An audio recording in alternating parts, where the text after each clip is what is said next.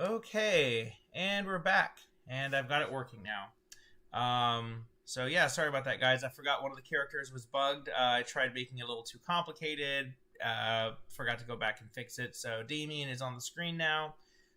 Just to do a quick recap, since nothing really happened in the first stream, we've got our party of 4 over here: Raxlor the cleric, Zoe the warlock, Damien the rogue. Damien is going to be played by Raxlor today because she is actually very tired because our power has been going on and off for the last few days because Texas is under a giant ice storm right now. So that's been a lot of fun. Oh yeah, and I'll mention this again. This stream could cut off at any time if we lose power. So if it does, then we will be done for now, and we'll just pick up later. Okay, so where we last left our adventurers is in the dungeon of the Dead Three underneath the Library of Candlekeep. You're looking for a magical tuning fork, which was lost by a wizard, Traxagor, who you need to send you into Avernus, the first layer of hell. He said that the tuning fork is down here. Also, you're looking for the Duke of Baldur's Gate, who is a devil worshiper and apparently has stolen the tuning fork. You're also looking for evidence that she is evil so that you will not get in trouble for killing her, which you have been recommended to do.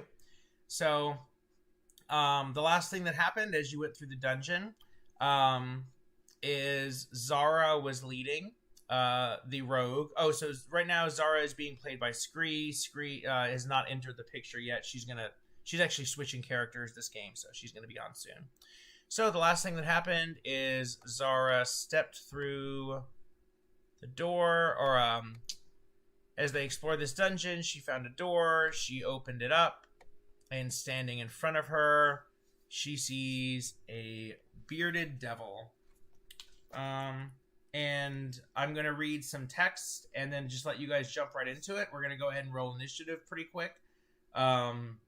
But while I do that, maybe each of you could say hello and introduce your character, just to fill time for a second. We'll do Raxlor and then Zoe. Hi, I'm Raxlor. I'm a cleric. I worship Shantea, even though I forget her name sometimes.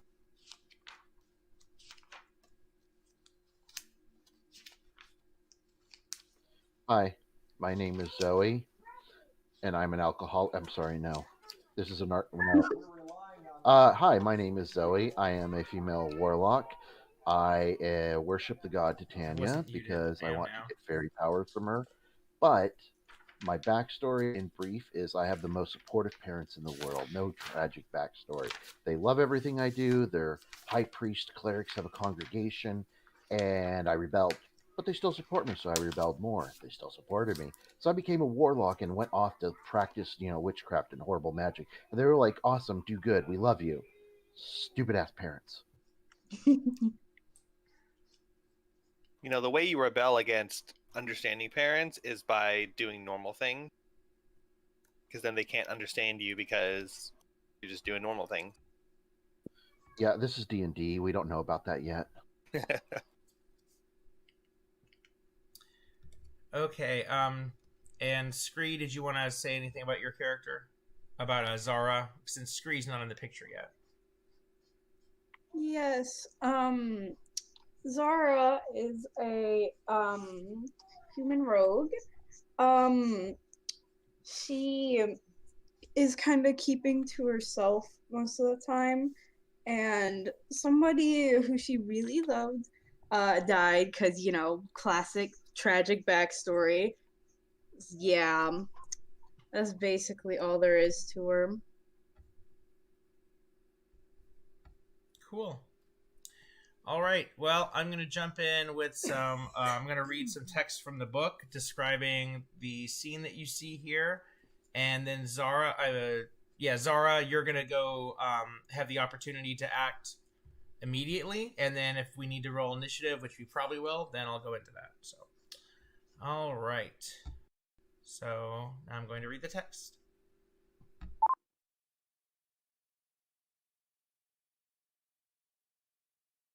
As Zara opens the door, a broad-shouldered figure with purple skin and a beard of writhing snake-like tentacles stands in the middle of a room lined by iron doors, tightening its grip on a glaive as it stares at you through the darkness. Each door is set with a small barred window, and a ring of keys hangs from the creature's belt.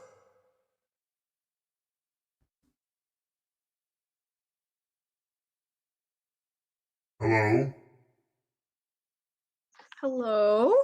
Uh, who are you? A second. I'm sorry, say that again? One second. I have notes. Thought I had notes. Wow, there we go. Okay, sorry about that. I am Thoss of the 16th Infantry Division Inhumane Slaughter. Identify yourself.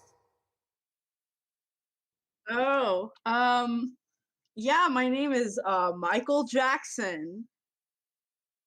Michael Jackson, of what infernal legion do you come from? The third The third one, the Howling Dretches? one? Yup, yeah, that one. What is such a low-ranking legion doing in this dungeon? Don't you know? This is the residence of the great Duke Thalamra Van Themper? Yup, wow, me and the Duke go way back, man.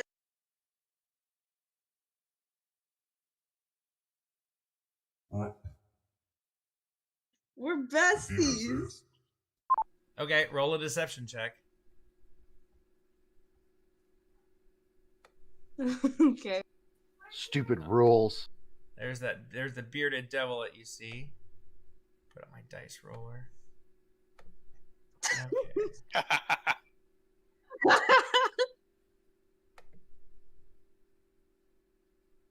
Aww. Too bad the stream's delayed, so you can't see what I rolled. Okay, what was your deception check? 21. 21. Pretty good. Pretty good. Okay, one moment, please. She could lie to the devil himself and he'd believe her. Pulling up a stat block. Let's see. Oh, wow. Interesting. Okay. Are you rolling NPCs out in the open? Yeah. Oh, okay. I mean, not necessarily all the time, but I rolled that one, so you can see it was a natural 20. Too bad he doesn't have any modifier, though. Okay. Let's see. So you said Michael Jackson, your best friend's Thalamra. Okay. Man. Okay. Hold on a second. Okay, go ahead. I have to wash my hands. Okay. There's Oh, well, if you're here to see her, shall I summon her for you? What? Say that again? He asks if you want him to get her, because you said that you're her best friend. So he's like, "Oh, shall I summon her?" No, not right this second. We're gonna do a surprise party for her. Do you get it? Surprise demon party. You know, like a party, cause we're cool like that. That's technically not deception. It is a surprise party.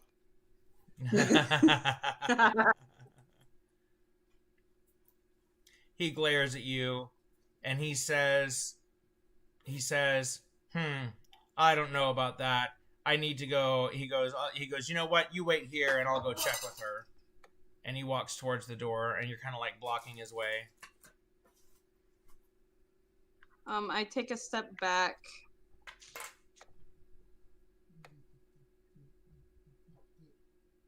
Whoa! What? Who are you? He says when he sees the entire party standing in the hall. Surprise! These are our friends for the surprise party. Rexlor says, "You wouldn't want to spoil the surprise, would you? Please don't go tell her. She would not like that. You don't want to piss her off. Have you seen her when she's had a surprise ruined? Yeah, not good." He just kind of like smirks at you and he looks at you guys and he goes, "I get it. Adventuring party. So, what? You here to kill me? You here to kill all of us? You gonna rescue the prisoners? You gonna get the treasure? That's why you're here, I'm assuming? Like, or is there anything more interesting going on?" I mean, I probably can't kill all four of you. I mean, you're obviously adventuring party. I mean, you know, I'm just frontline infantry. You know, I'll do some damage. If we wanted to kill you, you'd be dead right now. We're telling the truth. I mean, I don't really care about being dead, because it's not gonna. I mean, if you destroy me, I just resurrect on my, on my native plane in hell. So, I'm not too worried about that. I mean, you can kill me if you want. We can do that. We can fight. I mean, I'm totally down with that. No, we don't want to kill you. It's fine. He readies his glaive and he goes, "Oh, well, I mean, if you're not interested in fighting, maybe we could make some sort of a deal. I'm sure that you've heard that devils are good at making deals." Yes. I'm quite a low-ranking devil. I don't know if any of you are well-versed in devilry. I would hope certainly that someone would be if you're going to be coming into this dungeon. But, yeah, I mean, what do you want? Maybe you don't have to fight me for it. Maybe I'll just trade you. You want to free the prisoners? I'll negotiate. We don't want anything. We're just doing a party. I don't know what you keep going on about fighting and adventures about. You heard the what race is Zara? I'm a human. You heard the human surprise party. Yeah, she was quite convincing. Okay, we're just passing through, decorating and getting plans. Where the party's not today. We're still like setting up plans and stuff. So we've got to buy decorations and invitations. This is just the party planning committee.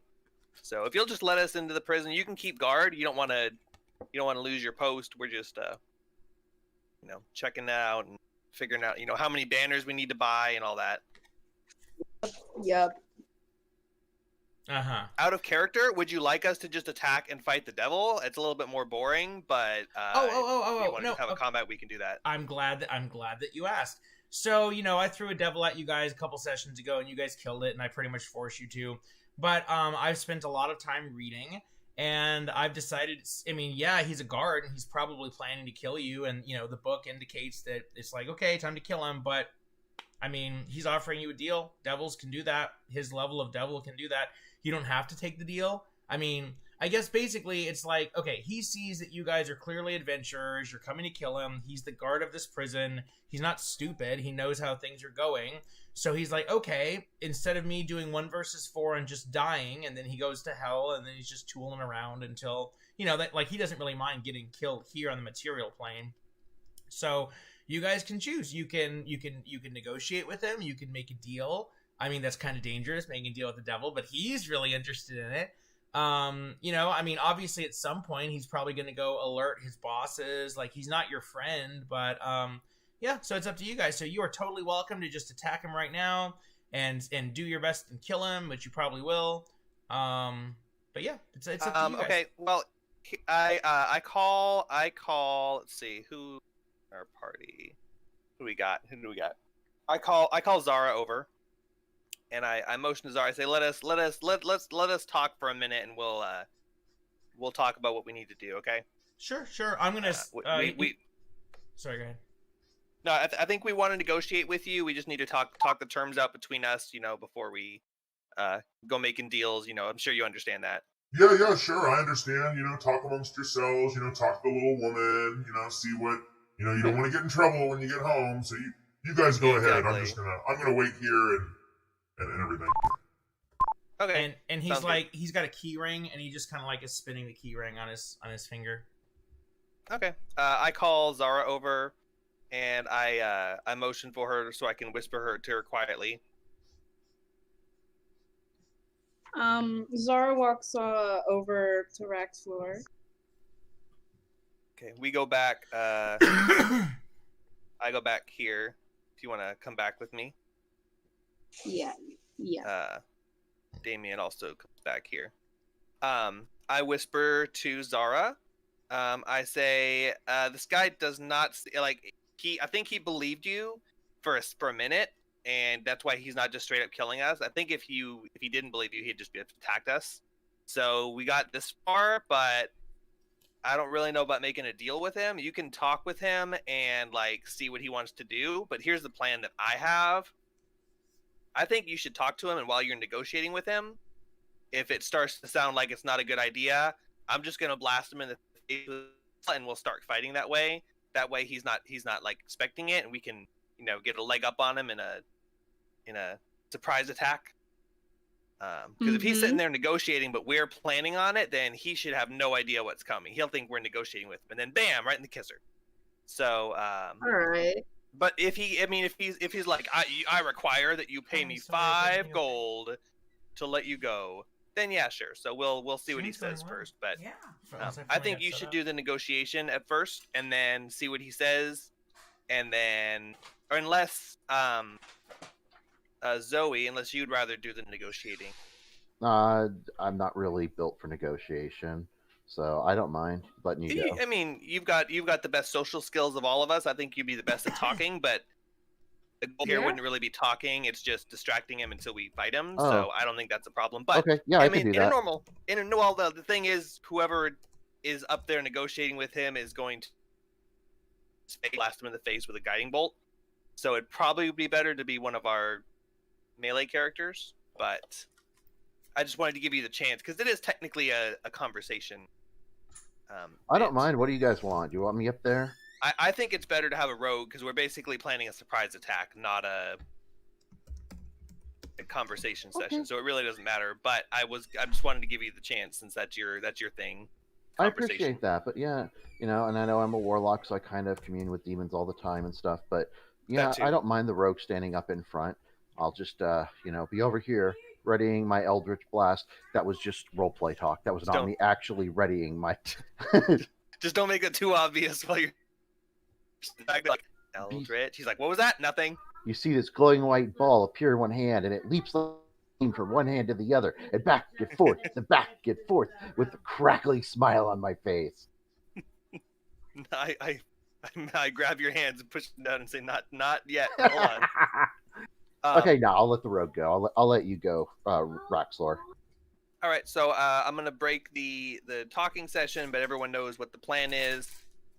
So Zara, if you want to go up and talk to the devil and like just stand right next to him and like have him like looking off to the side so you guys can like have a conversation, and then we'll have Damien standing there next to you like looking tough, and then boom, I'll hit him in the face from range. What is this? Right. What is this little thing here? Is this like a bridge? Is this like sewer?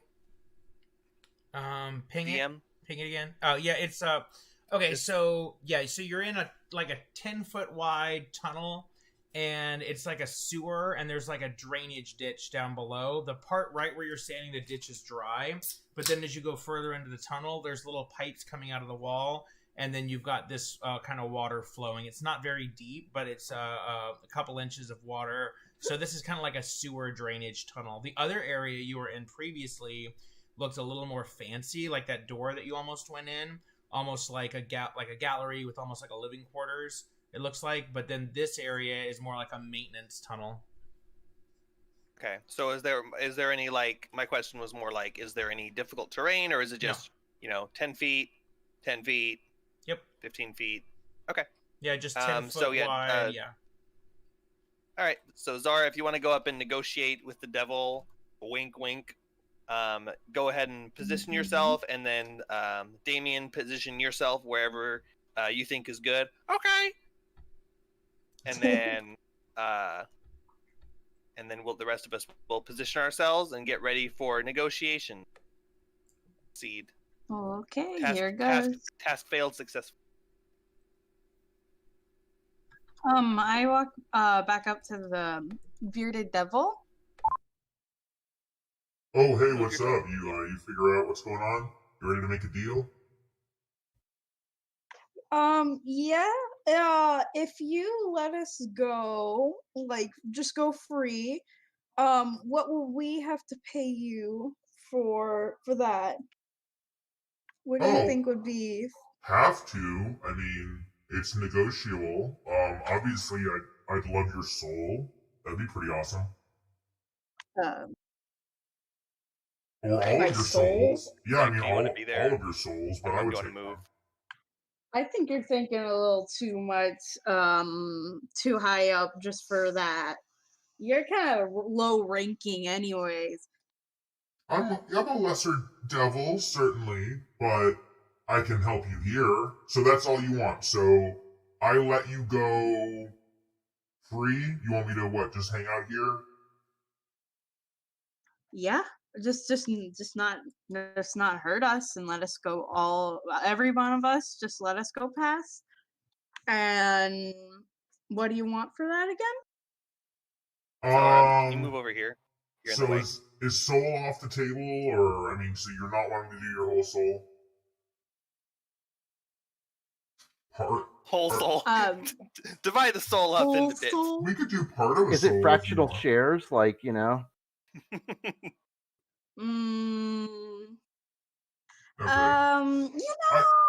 I can see you're not into the whole. You don't want to give up your whole soul. I understand that. How about fealty? Would you worship me as a god? And enter into a Before warlock Zara pact, or- accidentally, I interrupt and cast a spell. Before Zara accidentally enters into any deals by saying the word yes to a come sentence,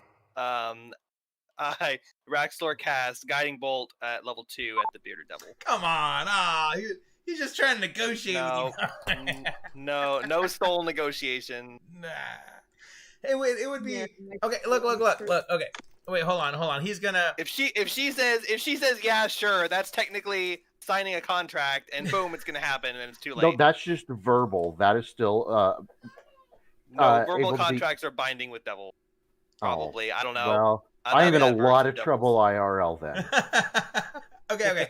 I will. Seriously. I'll give you the surprise round. That's totally fine. You can do that. But there is a contract that must be signed. There is no verbal deal. So you definitely have a go no go situation where you decide whether or not you want to enter into that deal. And of course, you can only give up your soul once. Giving up your soul means that when your character dies, it is reborn in hell as a lemure, which is like a globby of fresh flesh thing. It's not a great existence. You don't really want that, and you can only do it once.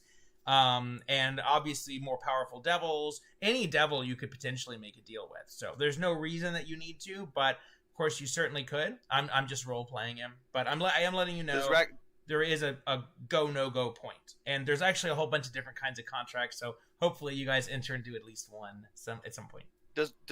Does Raxlor know this, or is he just going off a gut instinct? Let's say that the devil explains this to you, and that since you're a cleric, you have enough knowledge that you're like, yeah, this is how it goes. Because here's the thing he's not lying to us.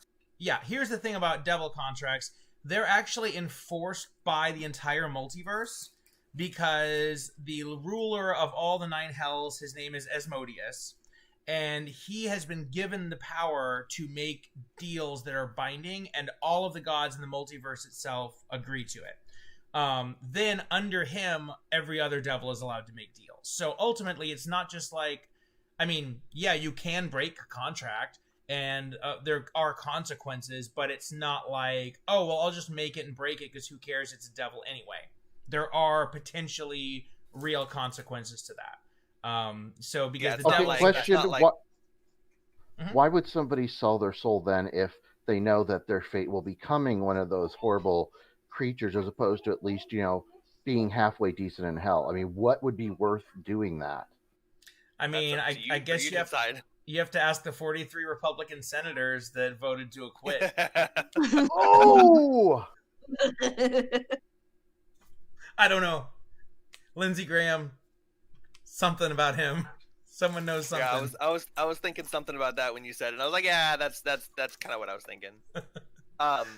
So let's go with when I was talking with Zara. Then, if we're retconning a little bit, I told Zara that it is totally up to her whether she decides to make a deal, whatever deal she wants to make. If I think the deal is going to go badly for the party, then I'm going to attack.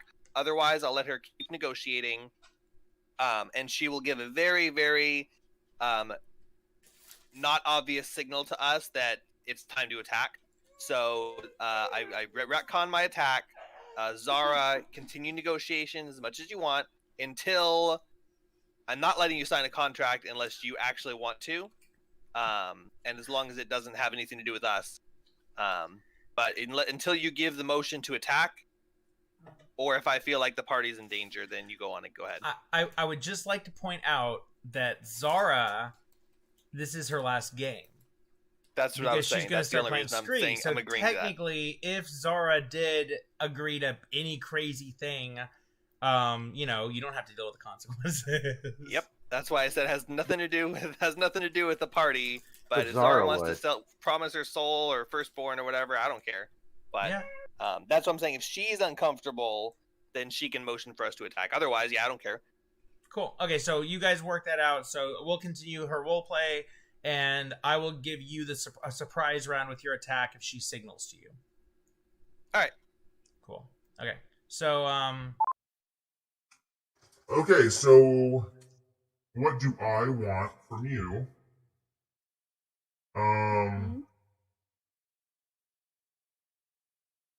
Okay.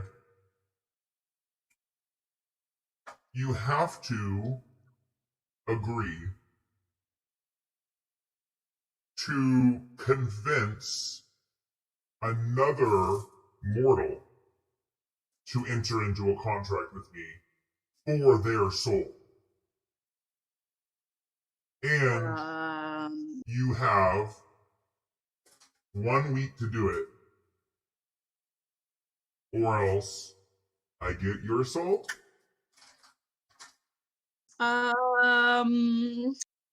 Okay, I do.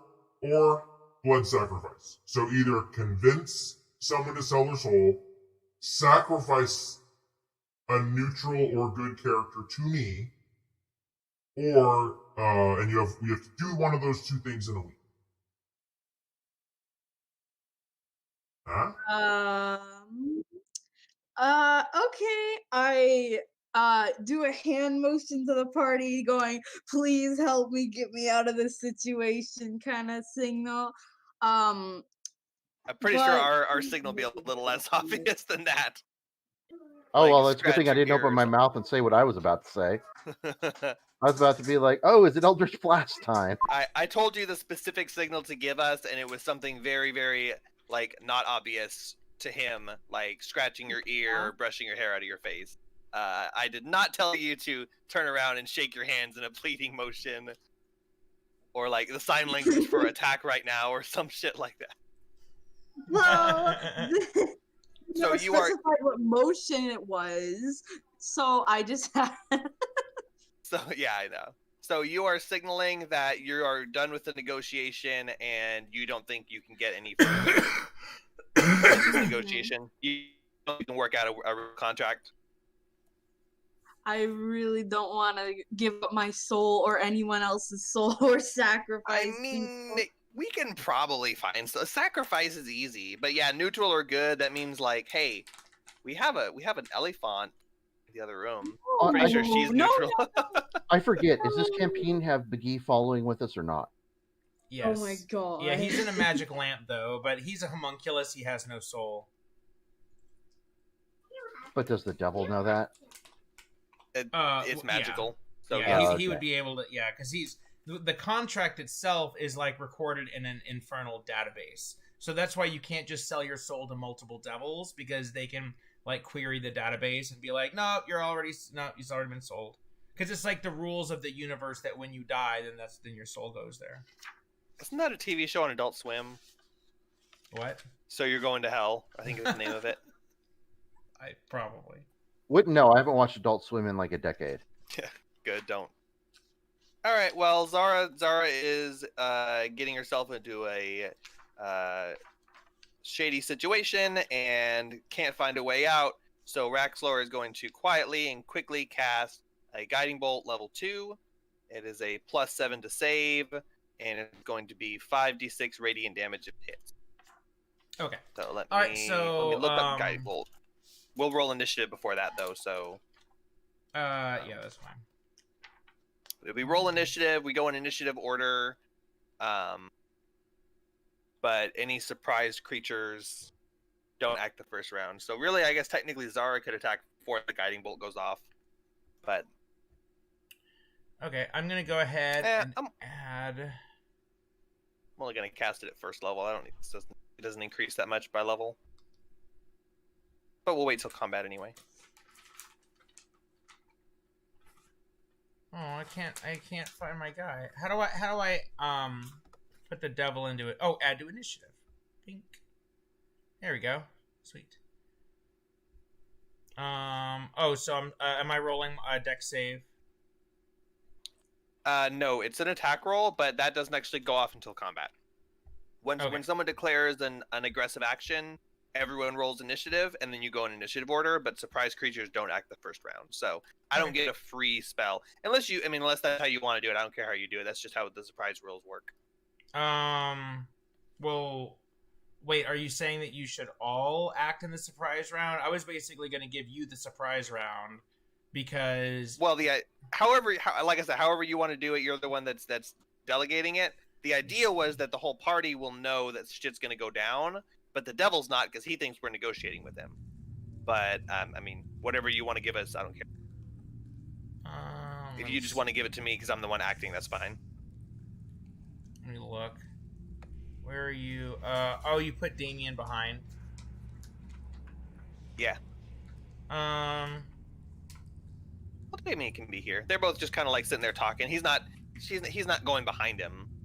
It was originally like this. Zara was here. They were just kind of casually sitting there chatting, so. Now they're in front of him. They're not flanking. Well, I don't know. He knows that you guys are potentially going to attack him, so I feel like you could get off, one surprise shot that he's not expecting, and then after that, so I'll let you choose one person to ready an action when she gives the signal. That is the surprise round, and then we go into initiative. Okay, that works. So, because if he was sitting there and we all dropped in on him, then it would be a surprise round. We're all going, but he's aware of us. He's just distracted talking to her. So one attack can get off before he goes, "Oh yeah, it's combat. We're fighting now." So okay, yeah, it's just a Guiding Bolt then. So I will go ahead and roll that here in a second.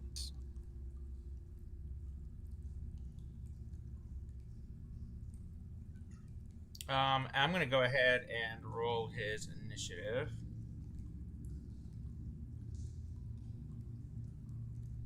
What is his initiative?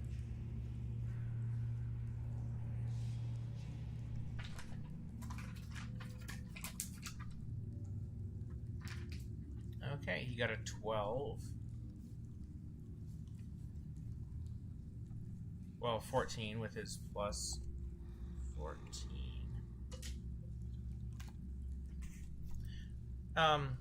I'm going to AFK real quick while you're rolling that, and you guys can also go ahead and roll initiatives, and when I get back, then actually, if you roll it in the tool, then it'll just pop right up. So go ahead and do that, and I'll be right back.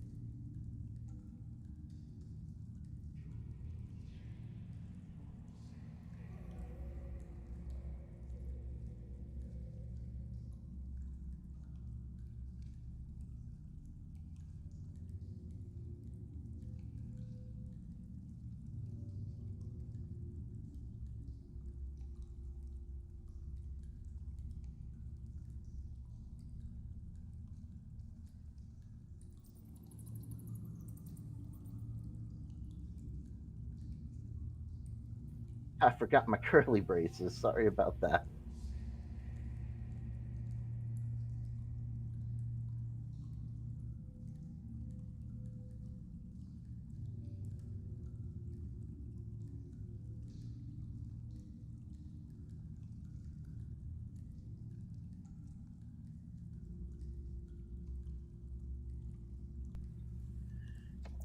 Okay. Got your initiatives. Did you get your attack roll? Yep, it was a 15 to hit. 15.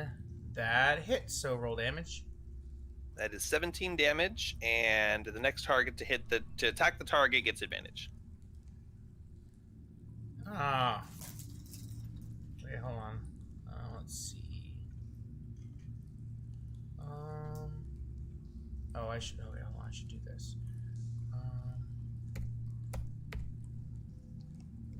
Sorry, 1 second. I'm using Microsoft Excel.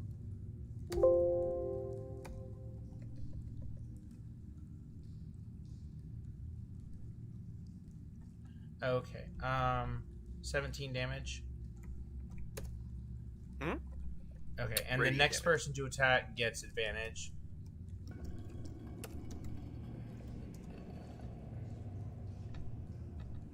Yep.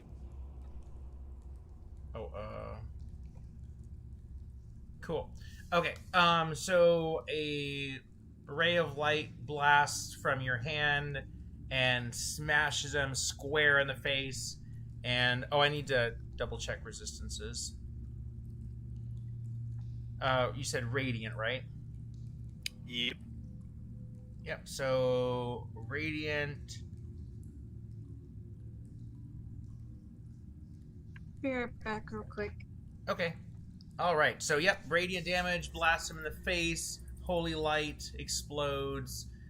He screams out in pain. Ow! Oh, what'd you do that for? Alright, fine. Let's fight then, and I'll see you in hell. And next on the list is Lily. Oh, I can do start initiative tracking. There we go. Round 1, and it is Damien's turn.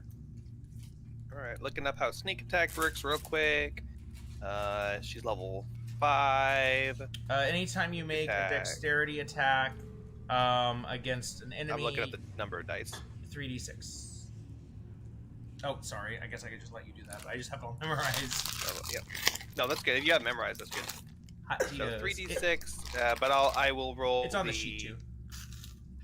Attack. So I've got like a million tabs open. Yeah. Okay, so it is, and she's using her magical short sword. So it is 1d20.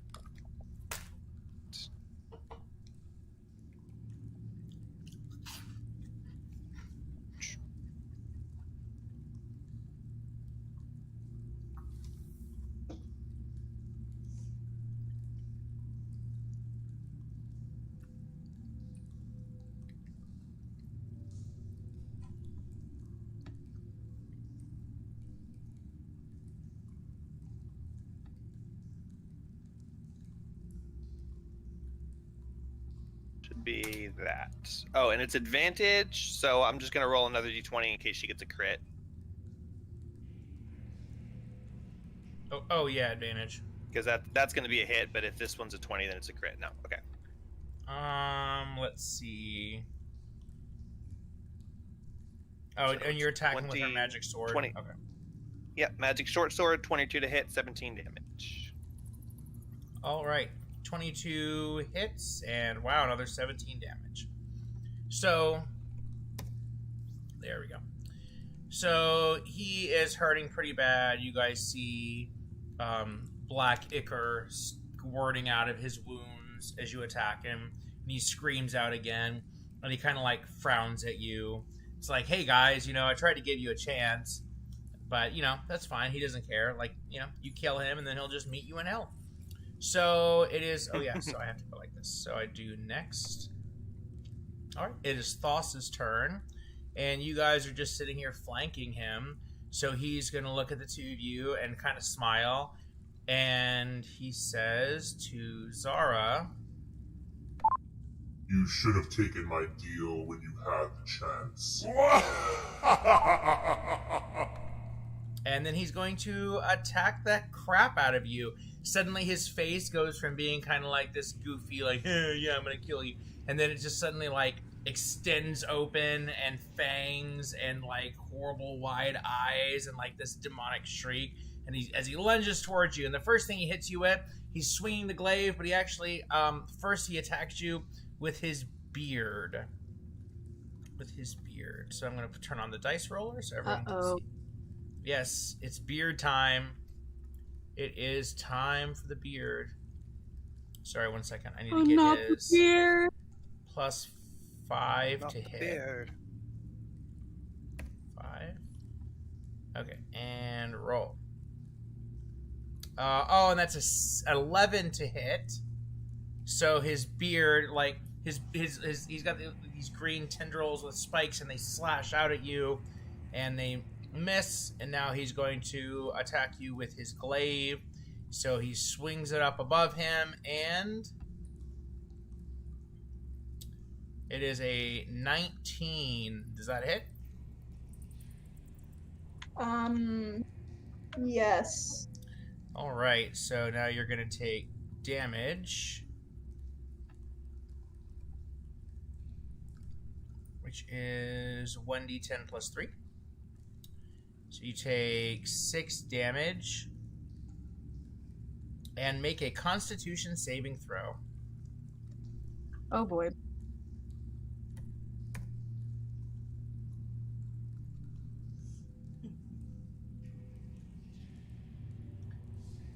And try to succeed it. Oh no. Constitution saving throw. Constitution saving throw. Alright, it's in the chat. I got a 12. 12 total. Yeah. That succeeds. Oh. You feel yourself. You feel yourself resist some sort of horrible infernal energy in the slash. But then he's gonna slash at you again. So maybe you won't resist it this time. So this time, +5. He's gonna roll that D. And it's a 7. Oh, God. So lucky. So here's the plan. Lucky. Kill him this round. Constitution saving throw. His beard has a Constitution saving throw as well. Okay, so his turn is over, and he misses you the second time with the glaive, and he smiles, and he says, nice one. And it is now Raxlor's turn. Oh, Raxlor again. Oh, that's nice. You know, it'd be really easy to just shift up. Correct. Let's just do this again. Okay, so that's the spell. Before you tell me whether or not it hits, I would like to use... Wait, have I used this yet? Oh, Channel Divinity. Did I use my Channel Divinity? I don't have it marked. Oh, it's short rest. We took a short rest. I'm using my Channel... What? Short rest? Maybe paladins are long rest. Short or long rest? Wow, that's really nice. Okay, so Channel Divinity to add 10 to that, so it's going to be a 20 to hit, and the damage is 12. I wasn't looking at the damage when I did that, but it's fine. Technically, I'm not supposed to.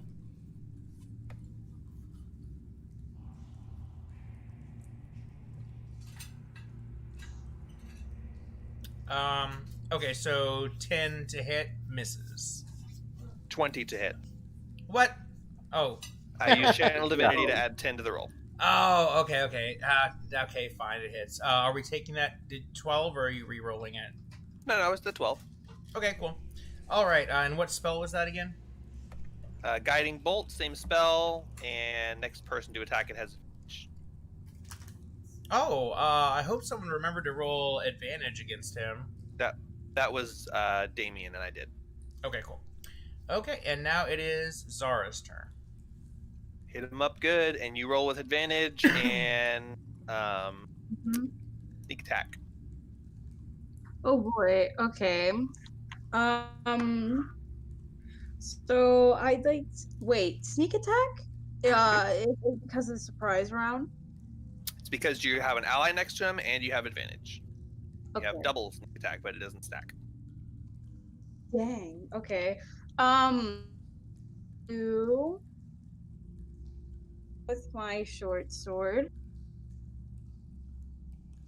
Do you have a magic weapon? Uh, You have one, right? Um.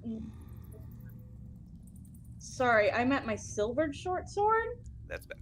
I have a sorry, I'm sorry. Silvered short sword. Let me just roll that. Yep, go ahead and roll your attack.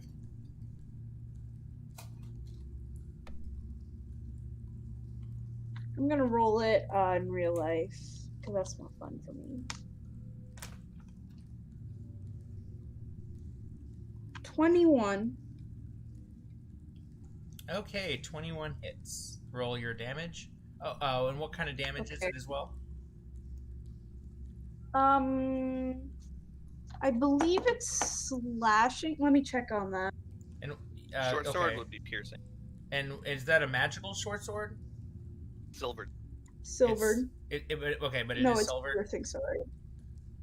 Yeah. But it is silvered. Okay, then that's fine. You can roll damage. Okay,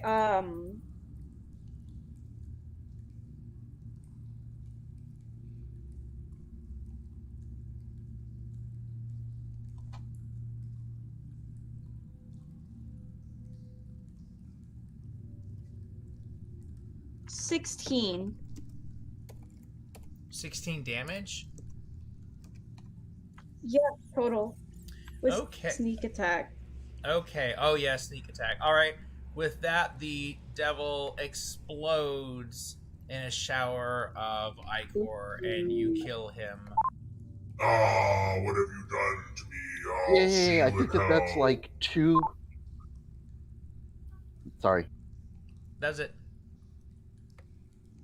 What are you saying? Oh, wow. Cool. All right. So you have Um. killed the bearded devil.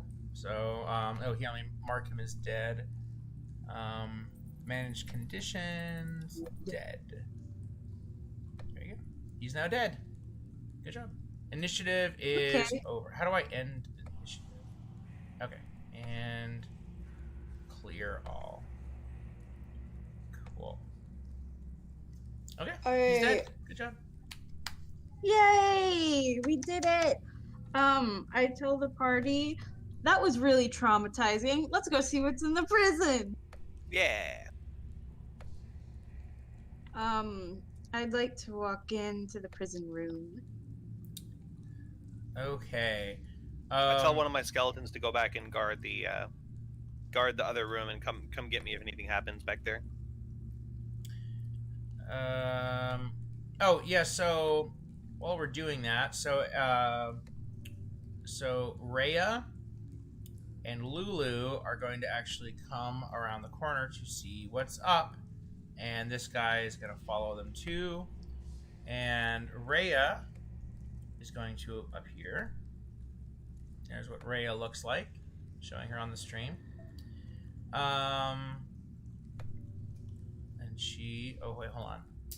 You have a voice for her. Okay, and she's going to say, What's going on? I heard the sounds of battle up here. I see demon ichor splashed on the ground. Did you guys kill a devil? Yep. My gosh, the rumors are true. The Duke must be a devil worshiper. Mm-hmm. Sure is. Big devil beard and all. Chopped him up to bits.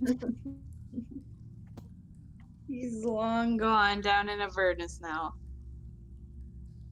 You missed it. It was pretty great. Oh gosh, guys.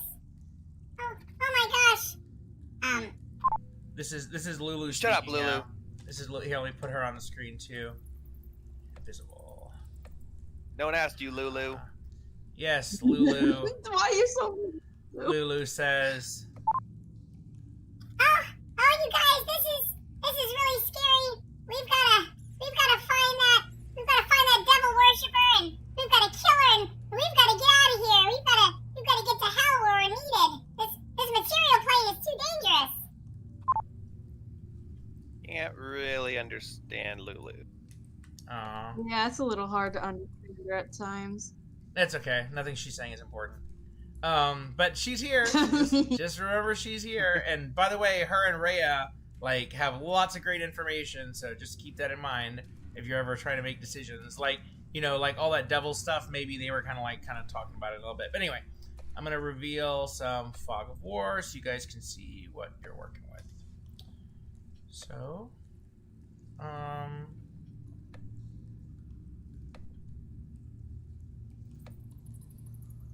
you go. You can see over there. So in front of you, there are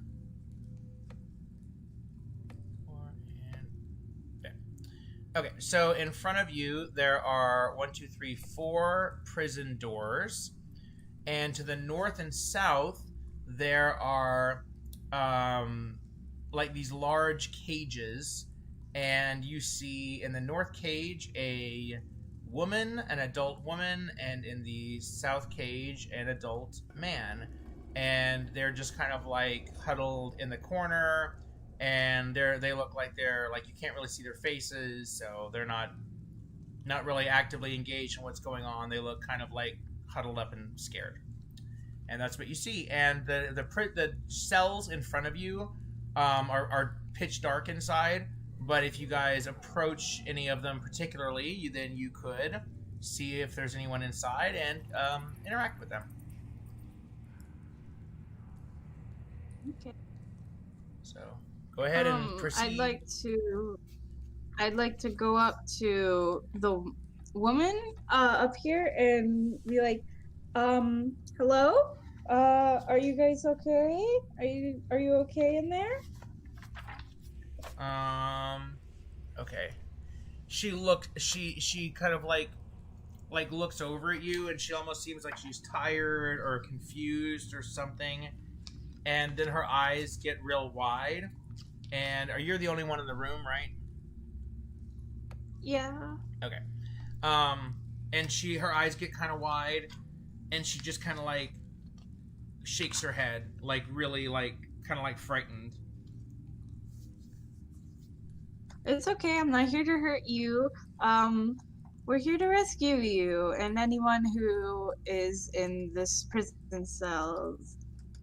It's okay. There's no need to be scared. Her eyes get really wide, and she looks in an empty space next to her in the cell. And she looks back at you, and she shakes her head again. And then she kind of like ekes out. She's like, I can't talk. Why not? You see tears like welling up in her eyes, and then she like kind of just like cowers back and turns away from you. Okay. I'd like to go back to Rexlor real quick and tell him what happened. I say, it sounds like there might be something hiding or invisible next to her that is threatening to kill her if she talks. They probably have like a bunch of imps in each of the cells ready to kill them if they say anything.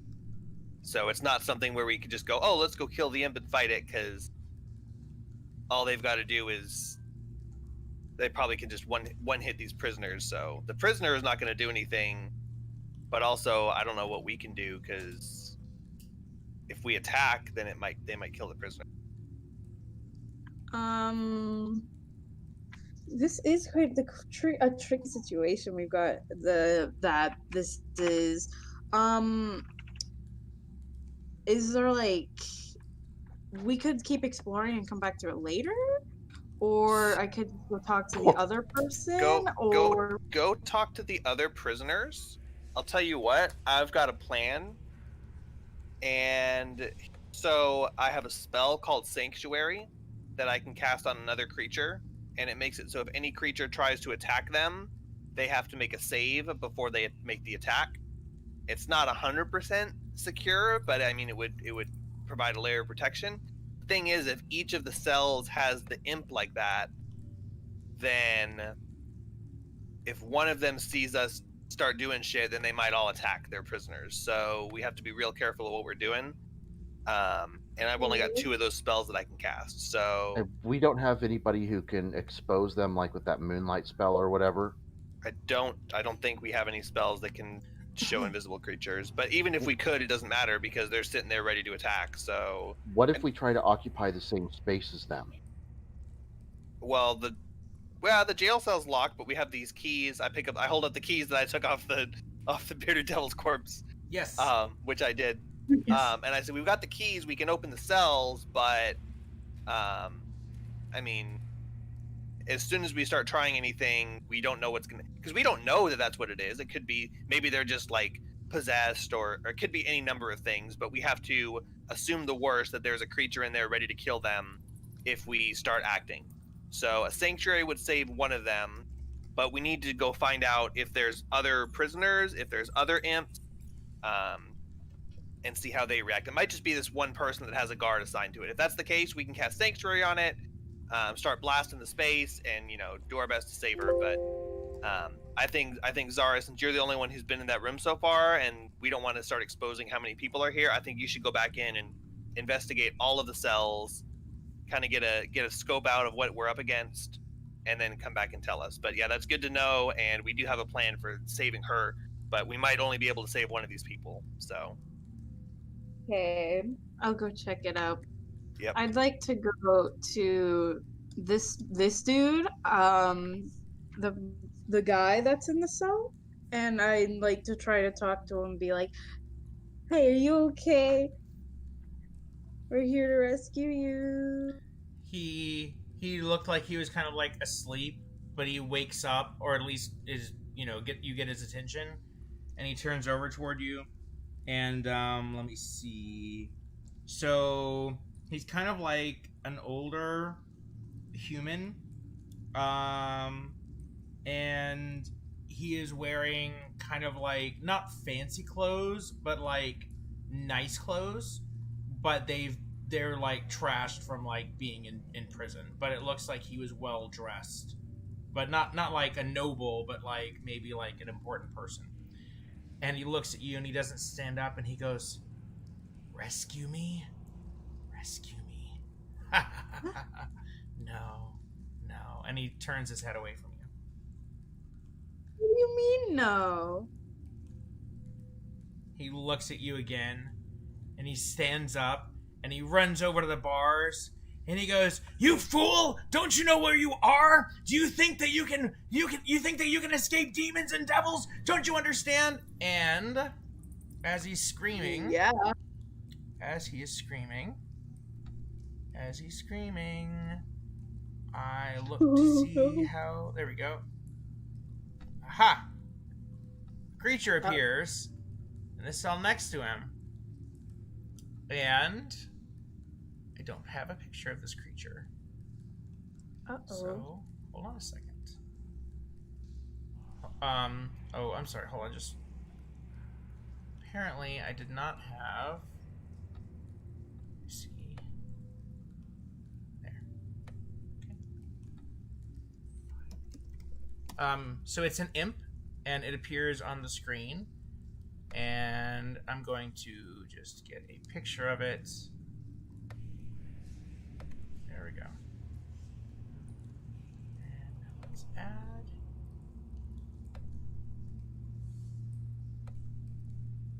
Roll initiative. Willow. Okay. just Willow? I don't know. I guess you guys all want to do it. We're all acting now. You're out of the room though, but you can. Not that I'm 5 feet away from Zara. Oh, that's fine. Yeah. I mean, I don't know anything's happening unless she tells me what's happening, but we're all acting in. Initiative is just for breaking down what's happening in a short amount of time. if there's a combat going on, the rest of us still have to act, even if our action is doing nothing because we don't know what's going on. Yeah, that's fine. But he is going to get a surprise attack against this guy. Oh, sorry. Okay. And Oh no. okay. So he is going to try to sting this guy with his tail. And he rolls a 13. And that easily hits his armor class. And he deals, let me see, Oh shit. 1d4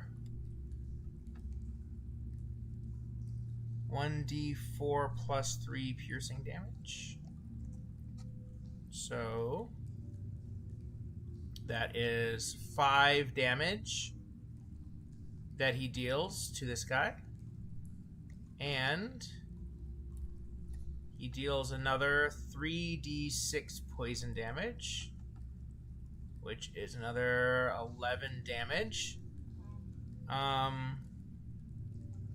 And he would make a Constitution save, but he dies because that is way more than the amount of hit points that he has.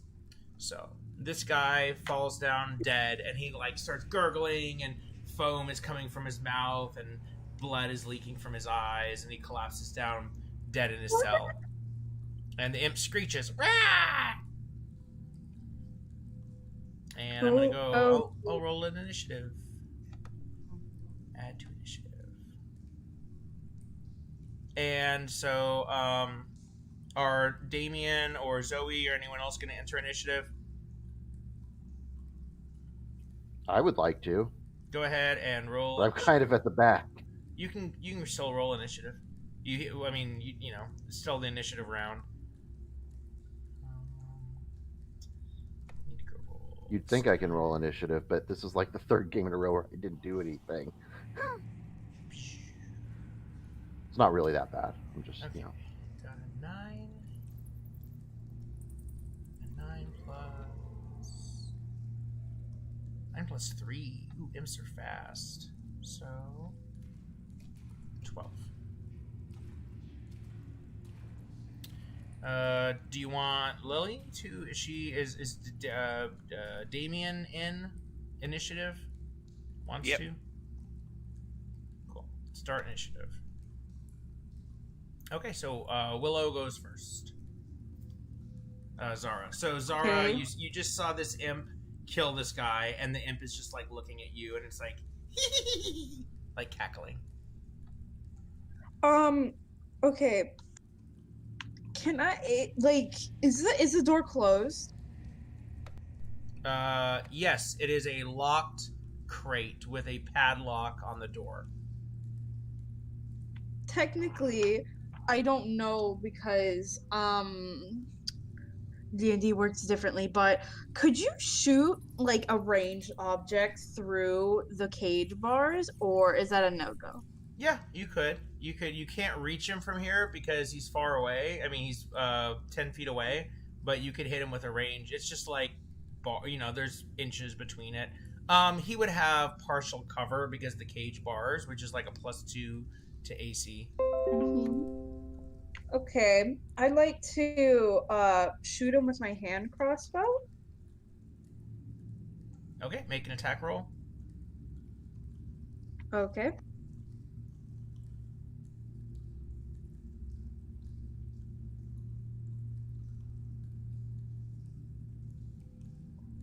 Okay, I got a 20 total. Okay, 20 hits. Nice. So roll damage.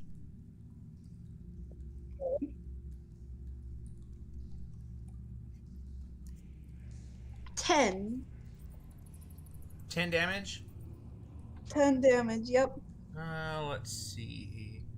Okay, he has no way to resist, so he...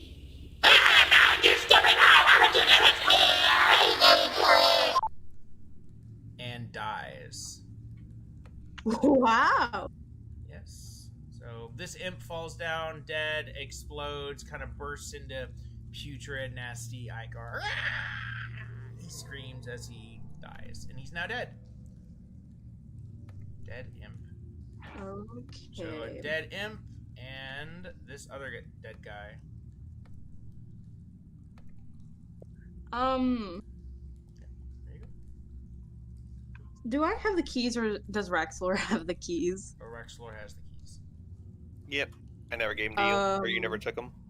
Okay, I'd like to go over to Raxlor and tell him what just happened. And also, I ask, can you give me the keys so I can go in there? I hand her the keys and say, "Let me in there. Get out of my way." I move out of the way so I can get Are in. all the keys that how does the key ring work? Is it multiple keys, one for each cell? How do we know? There are 4 large keys on it. Are they identical? They look similar but different grooves. Like they don't fit the same lock, but they're related. I say, save the girl. Okay.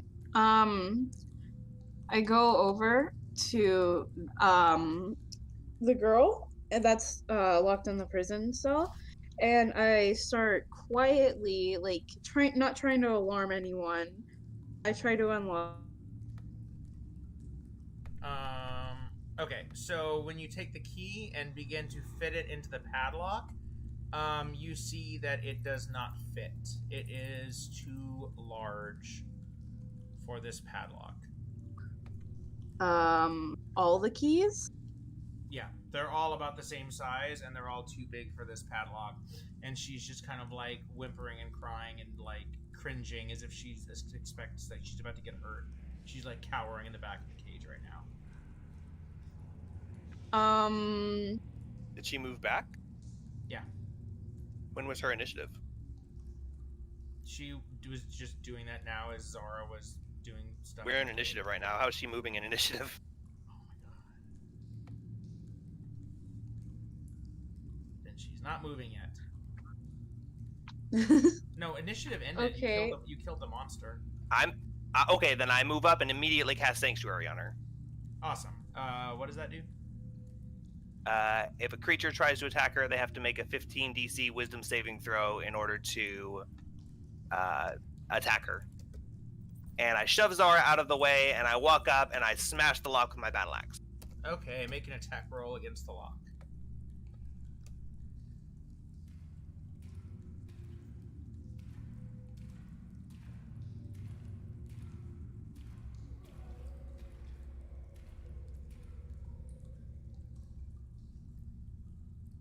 Don't know if my stats are in.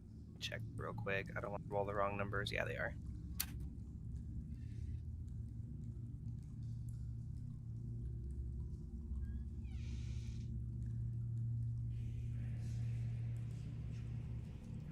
Oh, yeah. 13 to hit.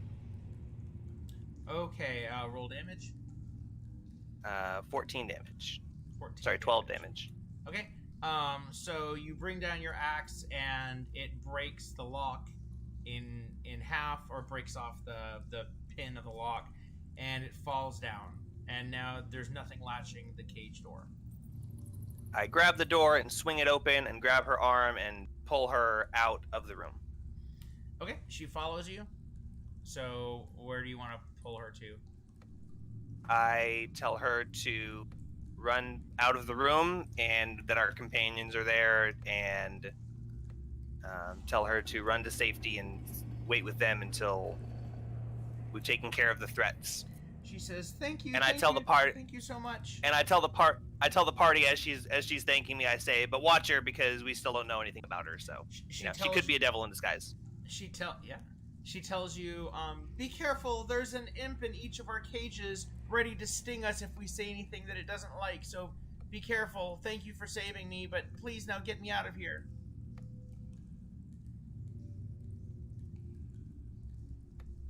Can I walk in and Eldritch blast the spot next to where she was? You cannot Eldritch Blast because you have to be able to see your target. That doesn't sound right, but I don't know enough about it, so carry on. If you can target an area. Eldritch Blast is not a target you can see. It says toward a creature within range. Oh, really? It is not a spell that requires seeing. Okay, so you can. So what's he doing? Targeting if there's a creature in that space? That's how it works, right? You would be targeting the creature in that space if there is one. Before I do that, I would like to, once again, like I said, walk up and go through that door and then do it, if I can. Yeah, you Move can your go character. through. Yeah, you can go through the We're door. not in initiative. Yep. While he's doing that, after I've saved her, I walk over to this cell and I'm looking at the window while he's working on that.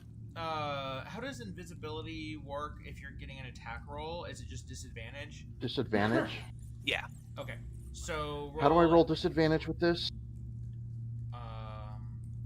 I don't remember. I don't know how the formula works on that. Click where it says dis on the bottom of the chat box, and that'll show you the formula. It's it's 1d20 and then D afterwards for Got it. disadvantage. Okay.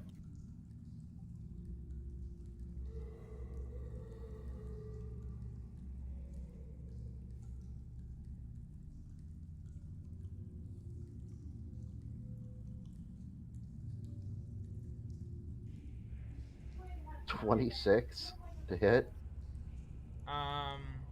Oh, I can hover.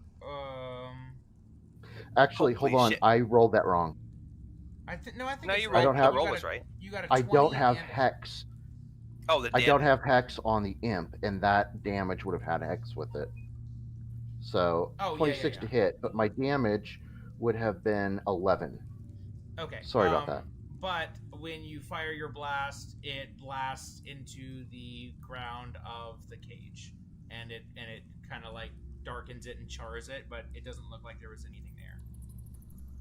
Then I want to hit the next spot with my second Eldritch Blast. Well, he's casting a second Eldritch Blast. I turn around and see him blasting empty spots, and I would like to make a perception check to see if we actually can see the imp. Okay, make your perception check. I never claimed to be a good player. You guys are awesome. This campaign is just devilish. It's hellishly fun. Yes. Oh, I mean, I hope you're saying it is. 12 perception. Okay, 12 perception. You do not see anything in this cage. All right. I tell the party, I say, everyone, there's at least one imp around here, and be on the lookout for it. Everyone search and see if you can be quiet and listen and hear for any impish wing beats or footsteps or whatever noises. They can turn into rats. Can I target the finish casting my Eldritch Blast on the next space? Yes, make an attack roll. Okay, so it's the space that's one space closer to the Double-click it to ping it. door.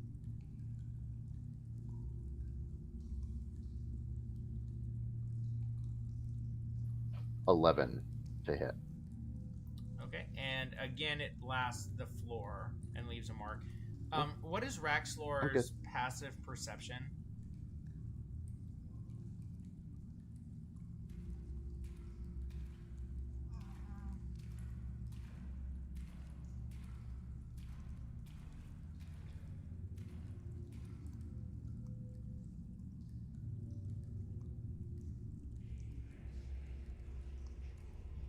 Oh, I think my microphone was muted.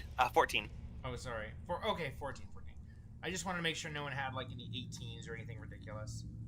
No, it's 14, and unless that resolves something with the 14, Damien says, "Okay, Raxlor," and she tells the girl, she says, "You stand back here behind the skeletons. They'll protect you. I know it's weird, but I promise they'll. Yeah, just come, go back there.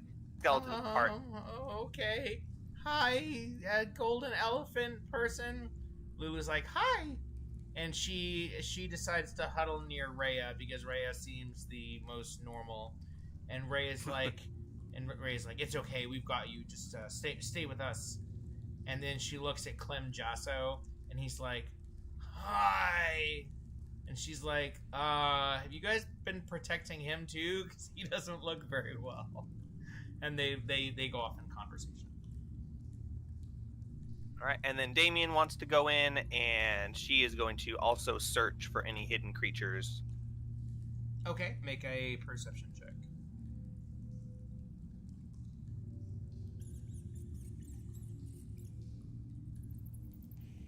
23.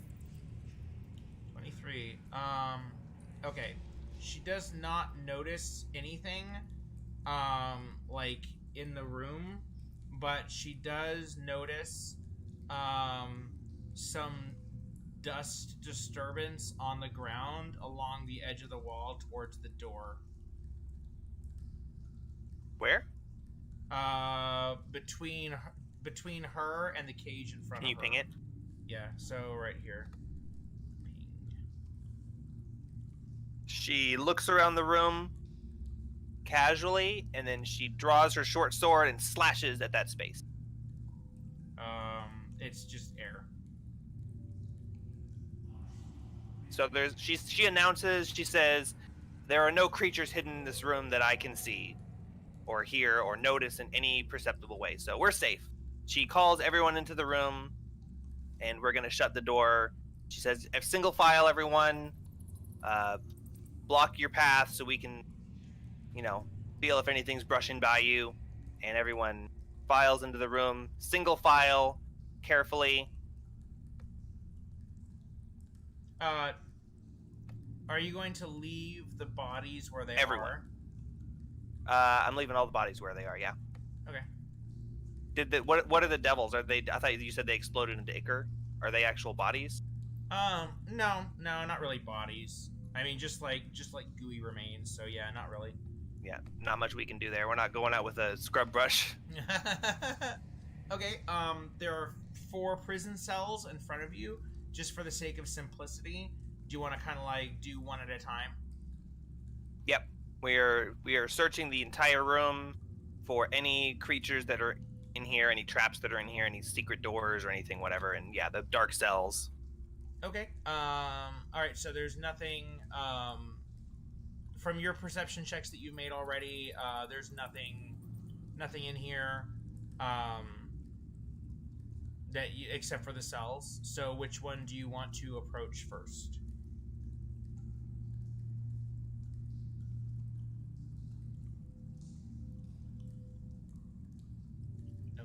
Okay, so let me reveal that.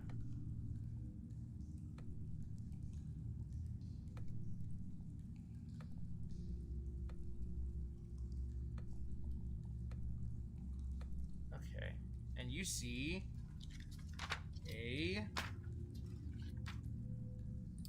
fit, aristocratic human woman who looks to be maybe in her 70s. She is dressed in nice clothes, and she's sitting in the back of the cell. And who is it that approaches the cell?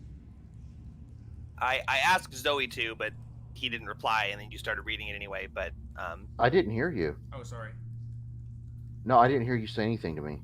yeah, I said Zoe. I asked Zoe if she will go. He will, whatever. We'll go and investigate the top cell. I'm gonna go at the bottom cell, and then he started reading off what happened. So I didn't hear the Zoe part. I'm sorry. No, I that's don't fine. know. I might have cut out. Yeah, I would like to go inspect that cell then, if that's what he said. Or is it Okay. too late now? Yeah, so you don't move up to the space here. The one that he revealed. Yeah, there you go. My bad. Wrong way. Okay. And it's perception check. He already revealed it. He's gonna describe stuff now. Yeah. Okay. Sorry. Yeah, no problem. Okay, so you look in the cell and you see a fit, aristocratic human woman who looks to be in her 70s. She's wearing nice clothes, and she is sitting in the back of the cell. And there's like a little bed in this cell. There weren't in those crates. These look almost like more like actual like long-term prison cells, as opposed to the other ones, which were just like little padlocked crates. And she looks up at you, and she says, "Oh no, have you come to torture me more?"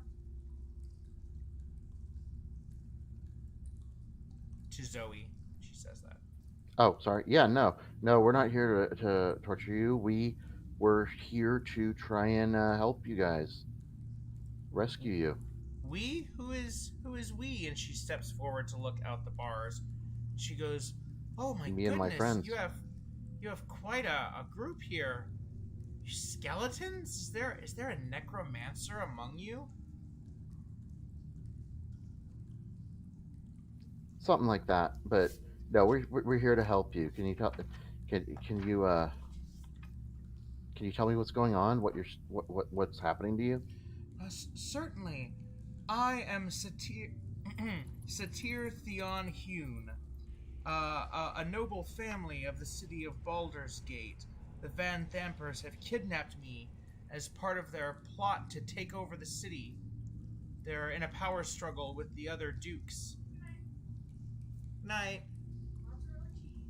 They're in a power struggle with the other dukes, and they know that my family is one of the most powerful noble families, so they're trying to they kidnapped me here to weaken my family.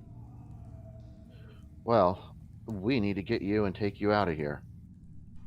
Yes, please open the door. All right, you want to go ahead and open up the door? I'll step back. I say, hold off on that, Zara.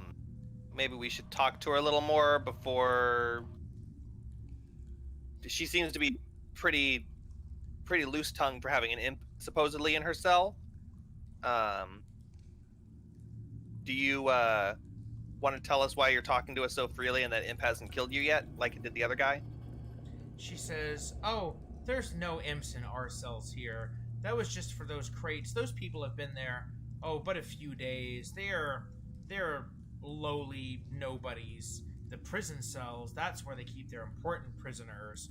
They don't fear our tongues because they know that the guards are here, guarding us. What's strange to me is that you faced only one devil on the way in here. I would have thought you would have. Did you conquer a mighty force on your way in here?"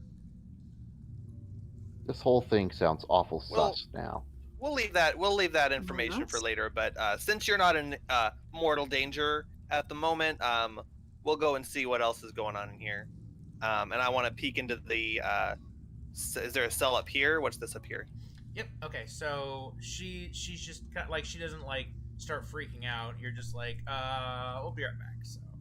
So she's just basically like, okay. So she's hanging out. Like, there. oh, if you're fine, then yeah, we'll check it out in a minute. Okay. Boom. Next cell. Okay. So in this cell, you see a short, lean, erudite male human looking to be in his 50s. He has dark hair, he's wearing an ankle-length kaftan, and he has a neatly trimmed goatee beard, which is dyed crimson. And red beard. You can pretty much see him. I actually have art, but I'm not gonna. Oh wait, hold on. My audio ambiance just went to a rainy city, which doesn't make any sense. I'm just gonna go to.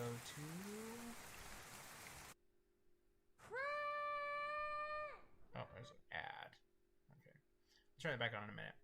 Okay, yeah, that's what he looks like. And you also see a cage hanging in the corner of the cell, and it has a blue. It looks like a kind of a large bird cage, and it has a blue cloth covering it. And the guy hasn't really noticed you yet. Well, I mean, he's kind of started to stir, but he hasn't come up to say anything yet. Is he asleep? What's he doing? Let me see. He's just looking towards the cell, and he's still sitting down, but he's kind of squinting out.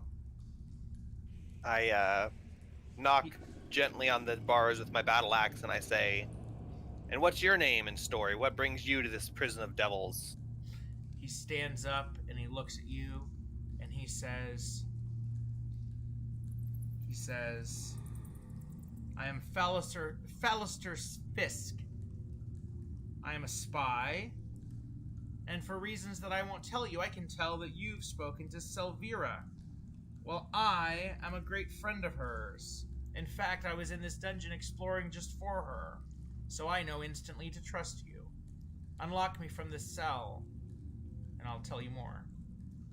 Who's Silvera? Is that the girl at the top of the city Yeah. who sent us down here? Yes, Silvera Savicus, a tiefling expert on the Nine Hells, currently based in Candlekeep. She did mention to you that she sent Fallister Fisk down into this dungeon as a spy some days ago. So, but she hasn't heard from him, so she kind of feared the worst. But you would expect to find him down here. So he is someone that she previously told us that she sent down, and he tells us her name and that he recognizes us Yes. somehow.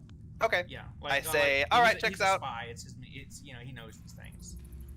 I say, cool. We'll get you out in a second. Do the keys match these doors up here? I'm guessing. You try the key in the door. It does seem to fit in. If you want, you can click it and actually unlock the door. Before I click it, I say, what's in the cage? He looks and he goes, oh, what a sad story. That's Slobber Chops. Oh, they're gonna put him to sleep. He's the Tressum pet of Thalamra Vanthamper. In fact, you've probably seen her in statues and paintings in here, and she really trusted him, but when she found out that her son Mortlock was betraying her, since the cat took his side, so she locked it up here in this prison cell with me, and she's planning to put it to sleep and possibly eat it or some kind of horrible sacrifice. Oh, but Slobber Chops is alive though? Yeah, in the cage? He's probably asleep. Oh, good. Can you take the cloth off so we can see him? Sure.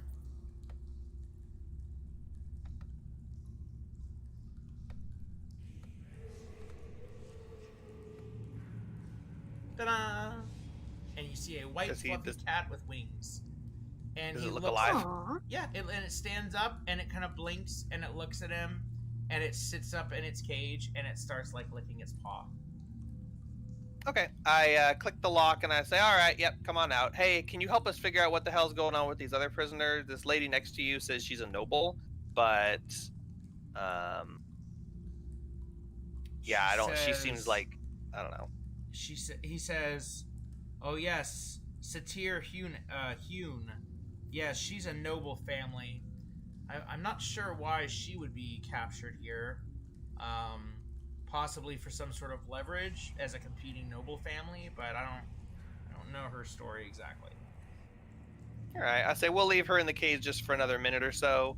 I say, does anyone want to take responsibility for Slobber Chops? Lily wants to. Just letting you know. Oh, okay. Oh no, Zach, Lily's not here, but I'm just letting you know. Yeah, I you want can do to. it, I want so. to take responsibility, and I want to call him Happy in the meantime. Okay, so Come here, Happy. Come on. So you unlatch the cage. It's actually like latched from the outside, but it's not locked. So I mean, but you know, Fallister's not just gonna have it running around the cage. So it it is suspicious of you at first, but it's happy to get out of the cage, so it begins to climb out of the cage. And I decide I'd try to talk to it in a nice, sweet voice and explain that I'm here to take it back to its family and how I'll keep it safe and warm, and I'll find some fish. Make an animal And pick handling it up. check.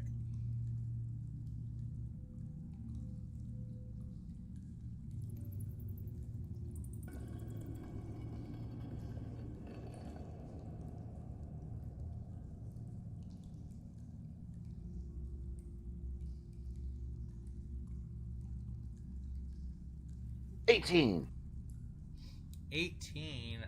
So the kitty trusts you, and he hops out of the cage and tries to climb on your arm and like kind of hop on your shoulder like a bird. And I help it climb up, and I nuzzle it with my chin while it passes, and put one hand on it from behind to make sure it's good and stable. And the Slobber Chops, now called Happy the Tressum, is purring. And it seems like it understands. It seems like it understands you far more than a regular cat, like as in sentience, but it does not say anything. That's okay. Cats are allowed to have their secrets. If you'd like to make a nature check, you may remember something about Tressums. I Okay. think monstrosity is nature check. I'd say so. I think I'm pretty sure the creature. Maybe Arcana, but that would be like a convince your DM that I can use my Arcana. Yeah. 7. I don't know. It might actually be 50. Oh, 7. You remember? Do I that drop the there's- cat on its head or what? No. That's just your knowledge check. My knowledge, I about know, Tressums. is a joke. And you actually do seem to remember that there's something magical about these creatures. Like, it's not just like they're flying cats. There's actually something magical about them that would probably be useful to know. But you cannot recall it at the moment. Yes. And now you have a Tressum. And, can I think I can actually give you control over it. Yes, I can. There you go. You now have control over the Tressum, so you can just go ahead and put that guy anywhere you want. Okay, so Fallisker Fisk, let's see. Okay, so, do you want to talk to him, or how do you want to proceed? He's here with you, and he's ready to give you information, but he doesn't have to, you just let him out, so he's kind of following you. I want to continue down the line, looking at the cells and using his knowledge to help us determine whether to trust the people in the cells. Leaving her in the cell for right now, but I asked, I'm not going to roleplay with Damien if I don't need to. That's just more complication. Nah. Does Zara want to talk to anyone in the cell, or should I just get to the next one? Let's just go to the next one. Okay, Raxor goes to the next cell, and I have Clem or whatever his name is next to me, and I want to look into the cell and see who's in there. Say, what about this one? Do you know anything about them? Should we trust them, or should we kill them? I'll hold on my battle axe. I'm gonna do a quick AFK while you guys roleplay Okay. the introduction Oh of my God. Scree and figure out how Willow's character wants to leave. I'll be right back. All right, so I ask him that stuff, but you can go ahead and interrupt. Nick's not going to be here to reply to me. I say, should we kill this one? Wait, no need to kill me. Say, well, what's your story then? So far, half the people we found down here have been evil spies or illusions, and so far, with the last 3 we found have been not. So it's about due for an evil one. You look like, what are you, a bird or something? A bird? I am a... Oh my god. A Kenku! How dare you? Oh, That's you mean very those? mean. You mean those deceitful, secretive, crazy thief birds? Yeah, that's not helping the case a whole lot. What about you You're would being make me? racist. What about you would make me a Furbolg, nature cleric of Shantaea? What would make me trust you, a Kenku? First of all, you're being racist. Second of all, I'm a nice Kenku. I chose to be captured while I was trying to come down here to figure out this whole Baldur's Gate thing. Very difficult concept that maybe your brain is too small to understand, but my bird brain can get it. What business do you have in Baldur's Gate? That's pretty suspicious too. You want to go in there to steal from some nobles or something? What are you, a thief? Nobles? Most Kenku I know are thieves. You're being more racist. Scree was sent here by Captain Zodge. Captain Zodge is the current leader of the Flaming Fist, since the normal leader, Duke Ravenclaw, has gone missing in Elturel. And when Scree mentions this, assuming that he does, you know that Captain Zodge is a person that you should trust. Like you've never heard about this character, but the story checks out from what you know, and it seems like it makes sense that he would be sending someone down to infiltrate the Van Thampers. I say, oh, okay, well, that name and information checks out, but I don't know if we should add another thief to our mix. We already have 2 of them, and I don't even know if I should trust them half the time. And now we got this spy. So what are you, a thief? Are you a spy? Are you a necromancer? What are you? What profession do you? Ranger. A ranger! Oh my god! I immediately unlock the door and I say, "Come on out, buddy. We're gonna be best friends." Do you know Shantaea? She's awesome. I used to have this really big forest with like animals and stuff. You might have heard of it. It was called the something forest. It burned down, and now I'm really pissed off. And I'm trying to find the people that did it so I can kill them. Do you want to come help us find them so we can kill them and get revenge for burning down my forest? Yeah, sure. Awesome. I'll help you. Final Fantasy VII party member join music plays. I say, oh, but we've kind of got too many party members right now. I mean, we can barely all fit in this room. This is kind of a big prison. Does anyone want to volunteer to drop off? How about you, Zoe? I don't think we need another caster. No, sorry, I have a winged cat. There's no way in hell I'm leaving now. Oh, yeah. But if I did, I could take the winged cat with me. No, you're right. You're the one that's friend of the cat. You're important. What about you, Damien? And Damien just looks at me and shakes his head. I say, all right, well, I guess that's gonna be bye to you, Rhea. I mean, good having you down here, and you're a great source of information. Rhea. Who said that? Zara said Rhea. Rhea is. Good. Oh, you go first. No. You were talking. I didn't know if you were done talking. Zara goes, Rhea is a crucial part of our party. If anything, I'm not that crucial. I just came in here while bursting out of a freaking closet. I don't even belong in this story. I say, but Zara, you're the most important, unique member of our party. You're our best and only rogue. Damien just glares at me and keeps shaking his head. And I say, okay, well, maybe our second rogue. I mean, we have 2 rogues, but I mean that's good because double trap finding and stuff like that. And we can't lose you, Zara. Besides, what are you gonna do? Just go back up to the surface? And what are you gonna do? Go up and take Lulu with you to safety? That's not smart. It is smart, Rex. I mean, I guess we could rescue Lulu, but what if we need Lulu to help us fight the devils and stuff like that? Lulu can't fight devils. Have you seen Lulu? And who are you even talking to in this cage right here? I say, he's my new best friend, and his name, Spaz or something like that. I don't know his name yet, but I'll get that part. I'm not good with names. Scree interrupts both of you saying, my name is Scree! Yeah. And then Zara goes, Scree? Is that you? And then Scree replies back to Zara going, Zero! Zara! It's me, Zara! And they have like a, whoa, is that my old friend moment? And Scree walks up over to the bars and clenches onto the bars and goes, can I come out? Oh, I already opened the cell. Oh, okay. I unlock it and I swing open the door and I call, yeah, come on out.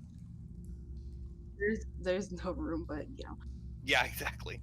I say, okay, well, it looks like you guys are good friends, and I mean, I'd hate to break up 2 good friends, but I mean, we do have 2 rogues, so yeah, Zara, if you wouldn't mind, do you want to take up? I mean, Rhea.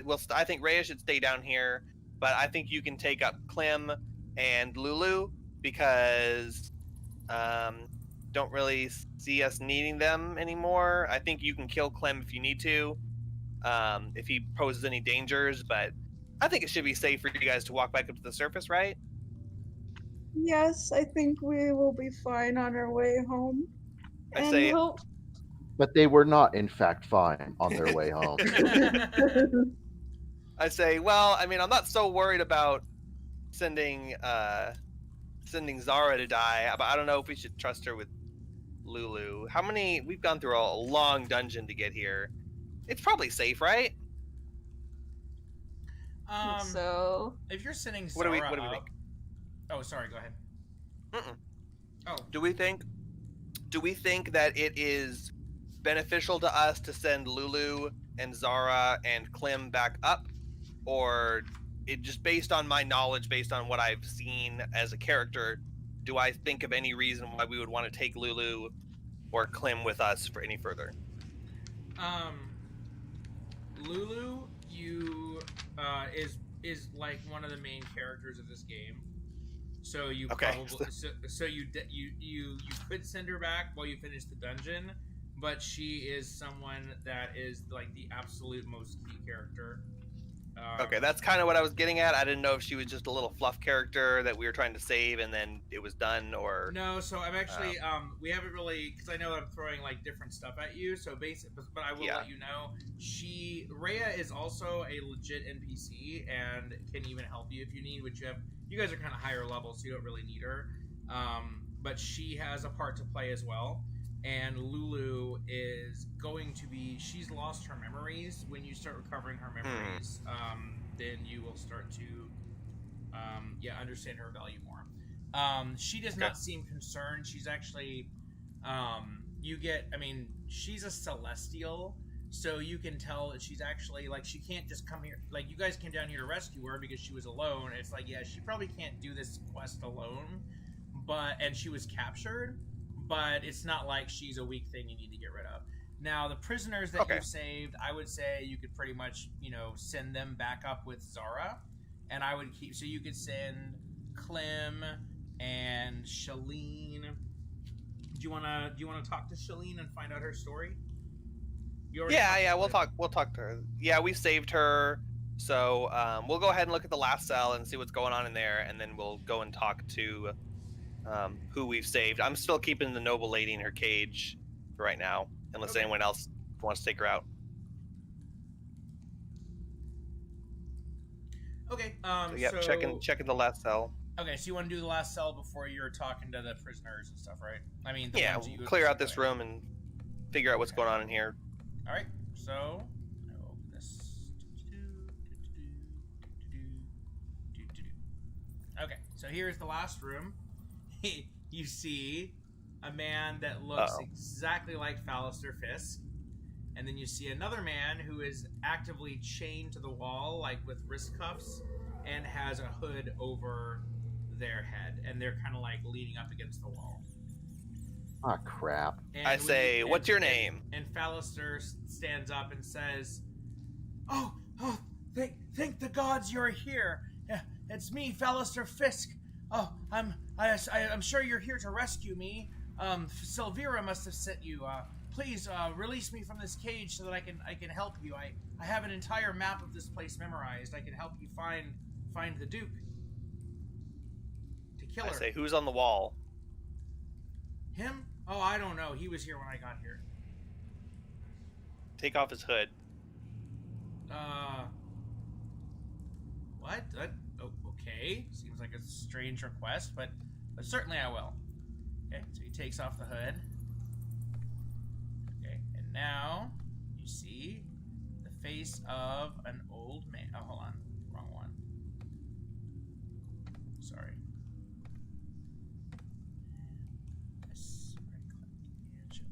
Okay, and you see an old man dressed in robes, and you instantly recognize his face as Elminster, the wizard who sent you on this entire quest to begin with. Is he awake? He looks at you, and he says, Friends, free me from this prison. Friends, free me, please. It's like... I say, how do we know that you're really Elminster? I couldn't imagine Elminster getting into this kind of a scenario. Oh, it's a long story. Just let me out and I'll tell you the story. Say, how about you tell me first and then we'll let you out? I can't. I actually lost my memory. You see, I sent you on that quest, and then I came down here to gain evidence on the Van Thamper family, and they captured me. I would like to cast Detect Magic. Okay. As a ritual, And or do you I casting sense a any spell? magic? Nope. It's a racial spell.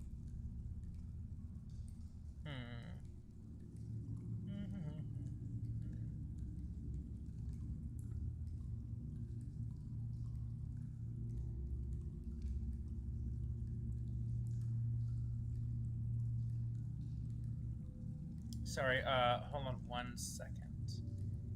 Okay. Faint aura of magic around any visible creature that bears magic, and the school of magic, if any.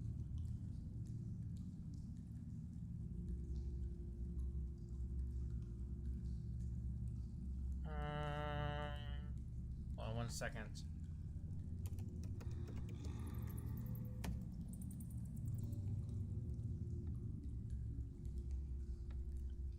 Okay. You detect an aura of divination magic from Elminster. Do I detect anything from the duplicate dude?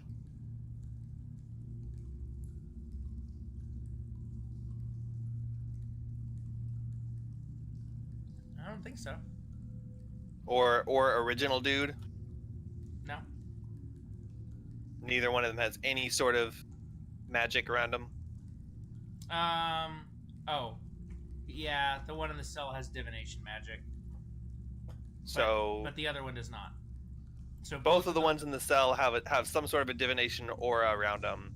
The other one Yes. has no magic aura whatsoever. Yes. I call over the one that we freed first, and I say, "Can you tell us what's going on here?" He walks over. He looks in the cell. And he goes, "Hey! Who are you?" And the other one looks at him and says, "Who are you?" "I'm Fallisker. Who are you?" "I'm Fallister." "You're not Fallister." "I'm Fallister." "No, I'm Fallister."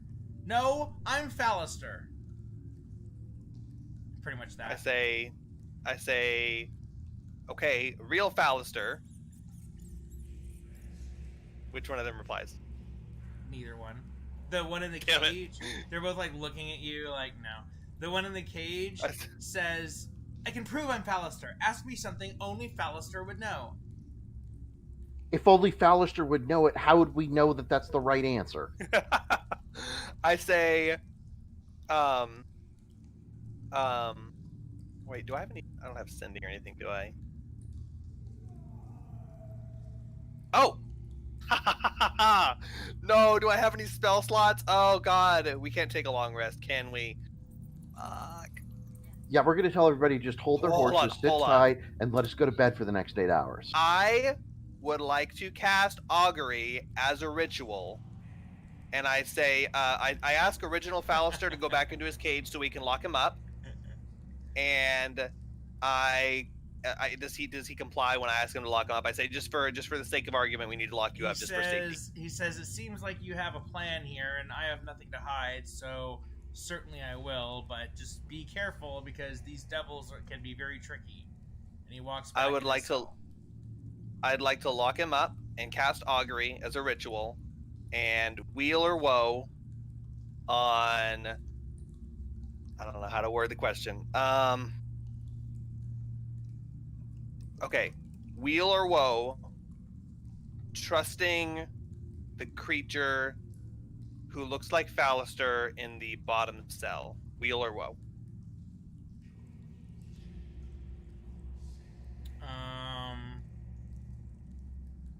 Okay, and it's just like an auto win. I just give you the answer, right? Wheel means there's something good. It will be good results. Woe means bad results. Or you can be a douchebag and say wheel and woe for both good and bad results. Okay. Go ahead and ask the question again. Wheel or woe on releasing the creature that looks like Fallister in the bottom cell and allowing him to join our party. Woe, I say, ha ha! Ha ha ha ha! I say, all right, real Fallister. I release him from his top cell, and I say, now, creature, reveal yourself, lest we blast you with magical energy through these cell doors and force you to reveal yourself. He says, I don't know what you're talking about. And then Real Fallister steps forward and he goes, what are you, some kind of doppelganger or something? That's and what I was thinking. he Technically goes, not magic. It's a creature ability. It has nothing to do with magic. "Rah!" And he turns into a doppelganger and he goes, let me out, you bastard. And Elminster says, oh my gosh, a doppelganger. Quick, let me out, hurry. It's actually Elminster, and we're about to leave him in the cell with a doppelganger. We walk away, and he like starts eating his eyeballs out, and he's like, "Wait, no, please save me." Why would you reveal him and then walk away from me? I say, well, I suspect you're also a doppelganger. So what we're gonna do is we're gonna kill you first, Elminster. And if you're truly who you say you are, then when you fall unconscious, you will be. You're gonna make me roll a check to see if I know that about doppelgangers. He changes form. He does too. Okay. And he slips out of his cuffs, and now they're both like, release us, release us. All right. Do you guys want to try to? Do you guys want to try and kill these things through the bars, or just leave them here?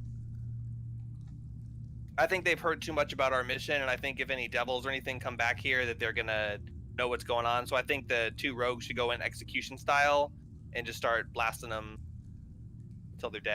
I want a blasty blast too. Yeah, let's go. Everyone take some blasty blast. We'll take turns. Okay. So with no further ado, all the casters and rogues go in and blasty blast.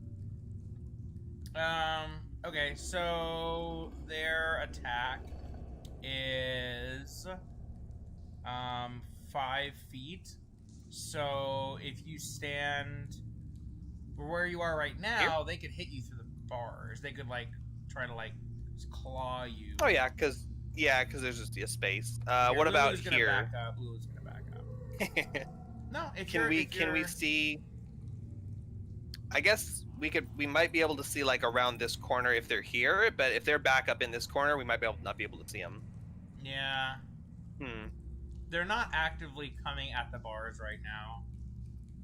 Like they look like they're pretty crazy. They're not like they are in a prison, and like they're evil doppelgangers. So if they were here to trap you, then it doesn't make any sense that like that they would be locked up in here.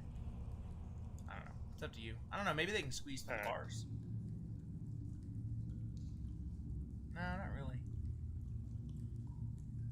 They can polymorph into small or medium humanoids.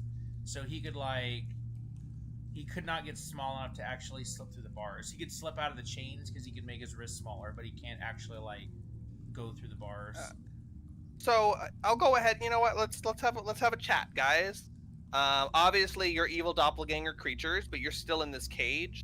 The fact that you haven't come out and attacked us makes me think you're actually prisoners of the devils. Is that true? Do you want to just come out and start attacking us? I mean, juicy flesh creatures out here. You want to come out and start eating us, or you can't?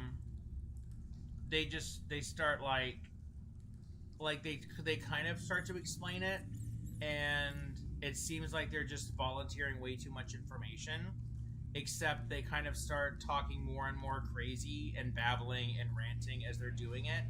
And the best that you can actually make an intelligence check, and I'll tell you how much you can discern from their babbling explanation. Okay. Just straight intelligence, right?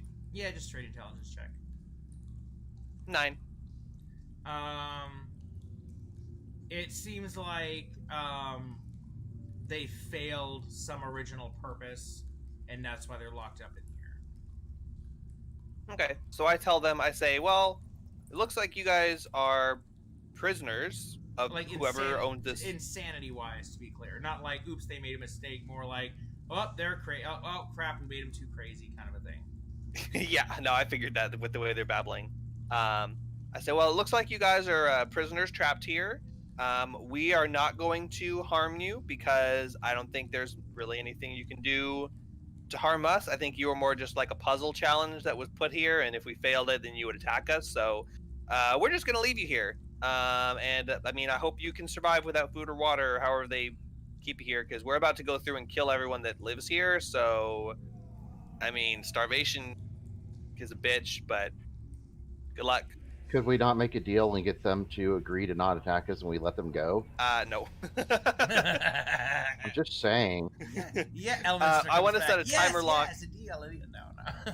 He comes back. So Fallister says, he just kind of tells you, he goes, I bet they were part of some plan to infiltrate, like, kidnap me and replace me and, like, fake an Elminster, but it seems like the demonic presence drove them mad, and so they would not serve that purpose anymore. That's his guess. Oh. Alright, that sounds good. So, I mean, everyone else in this place is saved. Except for someone want to talk to... Oh yeah, he's dead. Yeah, now. I mean... I'm gonna go ahead and update him as dead. He's dead. He seemed kind of like a jerk anyway. I don't really know if I want to talk to him anyway. Maybe I'll learn Speak with Dead next day and come back and chat with him. But you can talk to Shalene if you want. You might find something. Yeah. Everyone else we've talked to except for the noble lady. Oh, and I go over to the noble and I say, yeah, so these guys were doppelgangers. I don't really trust you either, so we're gonna leave you down here. If we go back up to the surface and we find out that you really are missing, then we'll send like some guards down here to come save you. But she says, I mean, unless you give me... Tell my sister Lutetia. Please tell my sister Lutetia at Hewn House so she can send someone to rescue me, please, before they kill me. Lutetia at Hewn House. Okay, I will send her a message and let her know you're down here, and we'll figure out what to go there. Sorry, I already used my augury. I guess I can cast it again. We'll see what happens. Hold on. Okay, so I would like to cast augury again. Okay. If you cast the spell 2 or more times before completing your next long rest, there's a 25% chance for each casting after the first that you get a random reading. So Okay, with this, you would actually roll. I have a 75% chance of getting a true answer of 20, but you give me no indication of whether it's true or not. So, weal or woe, releasing this person from the prison and trusting her. Okay, so the first thing I have to do is roll to see whether or not it's random. Okay, so woe means she's bad, weal means you'll get some benefit from it. Yes. Okay. Yeah, it's roll to see whether it's random, and then you'll actually decide the random result. So I could get a true result, even though it's really more like, what's the odds on that? Like 85, 86%? I don't know. But 75% times 50%. I'm going to show the stream so that you can look later and see what happened. Is that a good idea? Because then later I'll be able to go back. That'll be after the game. That'll affect your next session. Right. Hey, if it encouraged you to watch the stream, then that's great. Okay, so I'm rolling a d4, and if I roll a 1, then I'm going to give you a random answer. If I roll a 1, okay. Now I'm going to roll d20. If I rolled a 1, which may or may not be necessary to roll the d20. So 1 to 10, I give you one answer. 11 to 20, I give you another one. Unless you rolled a... But you've got to roll both of them, otherwise I'll know. Yep. Okay, and the answer that you get is wheel. I say, okay, so I think we're probably good, but I'm going to have to wait until our next long rest, and I mean... I might not bother casting augury the next day, so we'll see. For now, we're going to leave you here, but I trust you, and we will definitely go and make our best effort to talk to your sister and let her know you're down here. But, sorry, we can't risk that right now. We've got too much riding on this party right now, so I'm sure you'll understand. She says, I understand. I've been down here for a while. I thought they were going to kill me, but, just please do not forget about me. If you free me, I'll make sure that my house rewards you. I say, yeah, we'll definitely save you. how's your food situation down here? We don't want you starving while we're exploring the depths of hell. Well, I don't have any, and you just killed the guard, so I mean, maybe Yeah. have some rations. You don't have to worry. wanna leave me. You don't have to worry about the guard killing you. I'll give you some rations. Yeah, I give her. I don't know what our water situation is, but I'll give her like 3 days ration. Okay. Okay, so yeah, just deduct your. Don't worry about the water. You can just give her your food rations. Okay, so yeah, I give her 3 days food rations and say, here, this should hold you over. Pee in the corner like you have been or whatever. And either we'll come back for you or I'll cast a sending spell and have them come down. I'll tell them detailed description of where you are. I don't know if you can do that with sending, but cave underwater. What's the city? Baldur's Gate. Dungeon under Baldur's Gate. Noble. What's her name? Locked in prison. Good luck. She. Devil dead. Don't worry.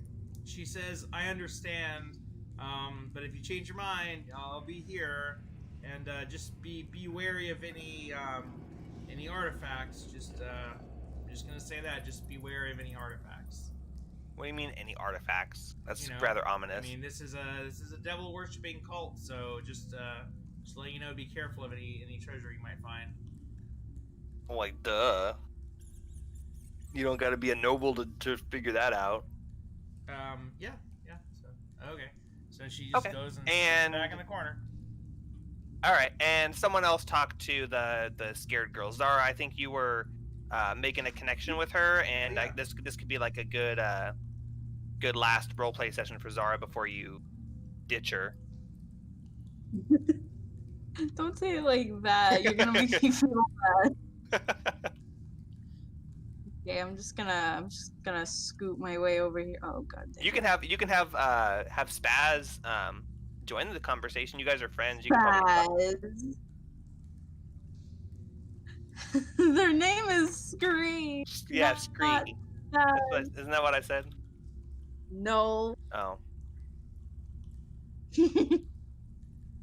Anyways, Zara would like to walk up to the girl, who, this one. Cool. Okay, so she tells you that her name is Shalene Zoraz. She's a female human, by the way. And she tells you, and she's like scared and shaken.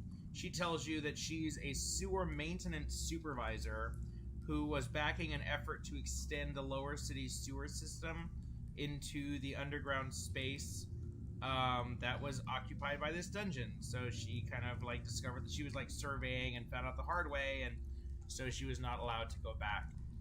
The other guy, she tells you she doesn't know very much about him. She heard him like mention that his name was Kajil, and apparently he is a tax collector who was trying to put the squeeze on the Van Thampers, so he got what he deserved. Oh. Well, yeah, I thank her for telling me all that, and I offer them if any prisoners would like to leave, and I'll lead the way out. Awesome. I'm gonna do a sound effect for that. Cool. That's a pretty cool sound effect. What about this one? That'll have to do for now. Okay.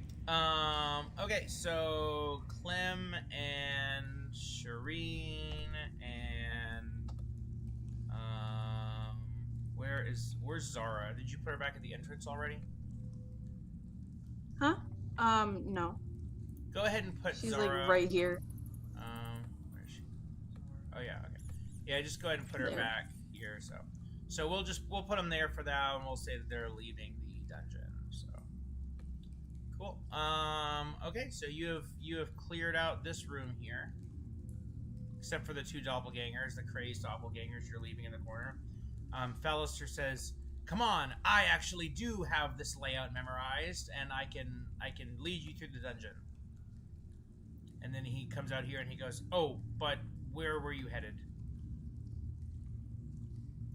I guess we're trying to find the headmistress lady. Oh, okay. So you just want to go straight to her? We're going to kill her? That's the thing, right? That was the plan, yeah. Go to kill her, expose her after posthumously expose her. Rhea pipes in and says, "All right, look, I'm all for assassinating someone evil, but all we've got so far is the word of her son. Like he said, there was evidence. We haven't found any evidence that she's evil, so I don't know if we should just be going around killing people." And Fallister, other than all the devils down here and prisoners, Fallister looks at her and he's like, "I mean, this place is full of devils." And Ray's like, "Well, fair enough. I just think that we should be careful. She's an elite soldier, so she likes to be kind of by the book. So she's deferring to you guys, but she's like, I don't know. I don't know if we should just be going and assassinating people. The devils are one thing. Don't worry.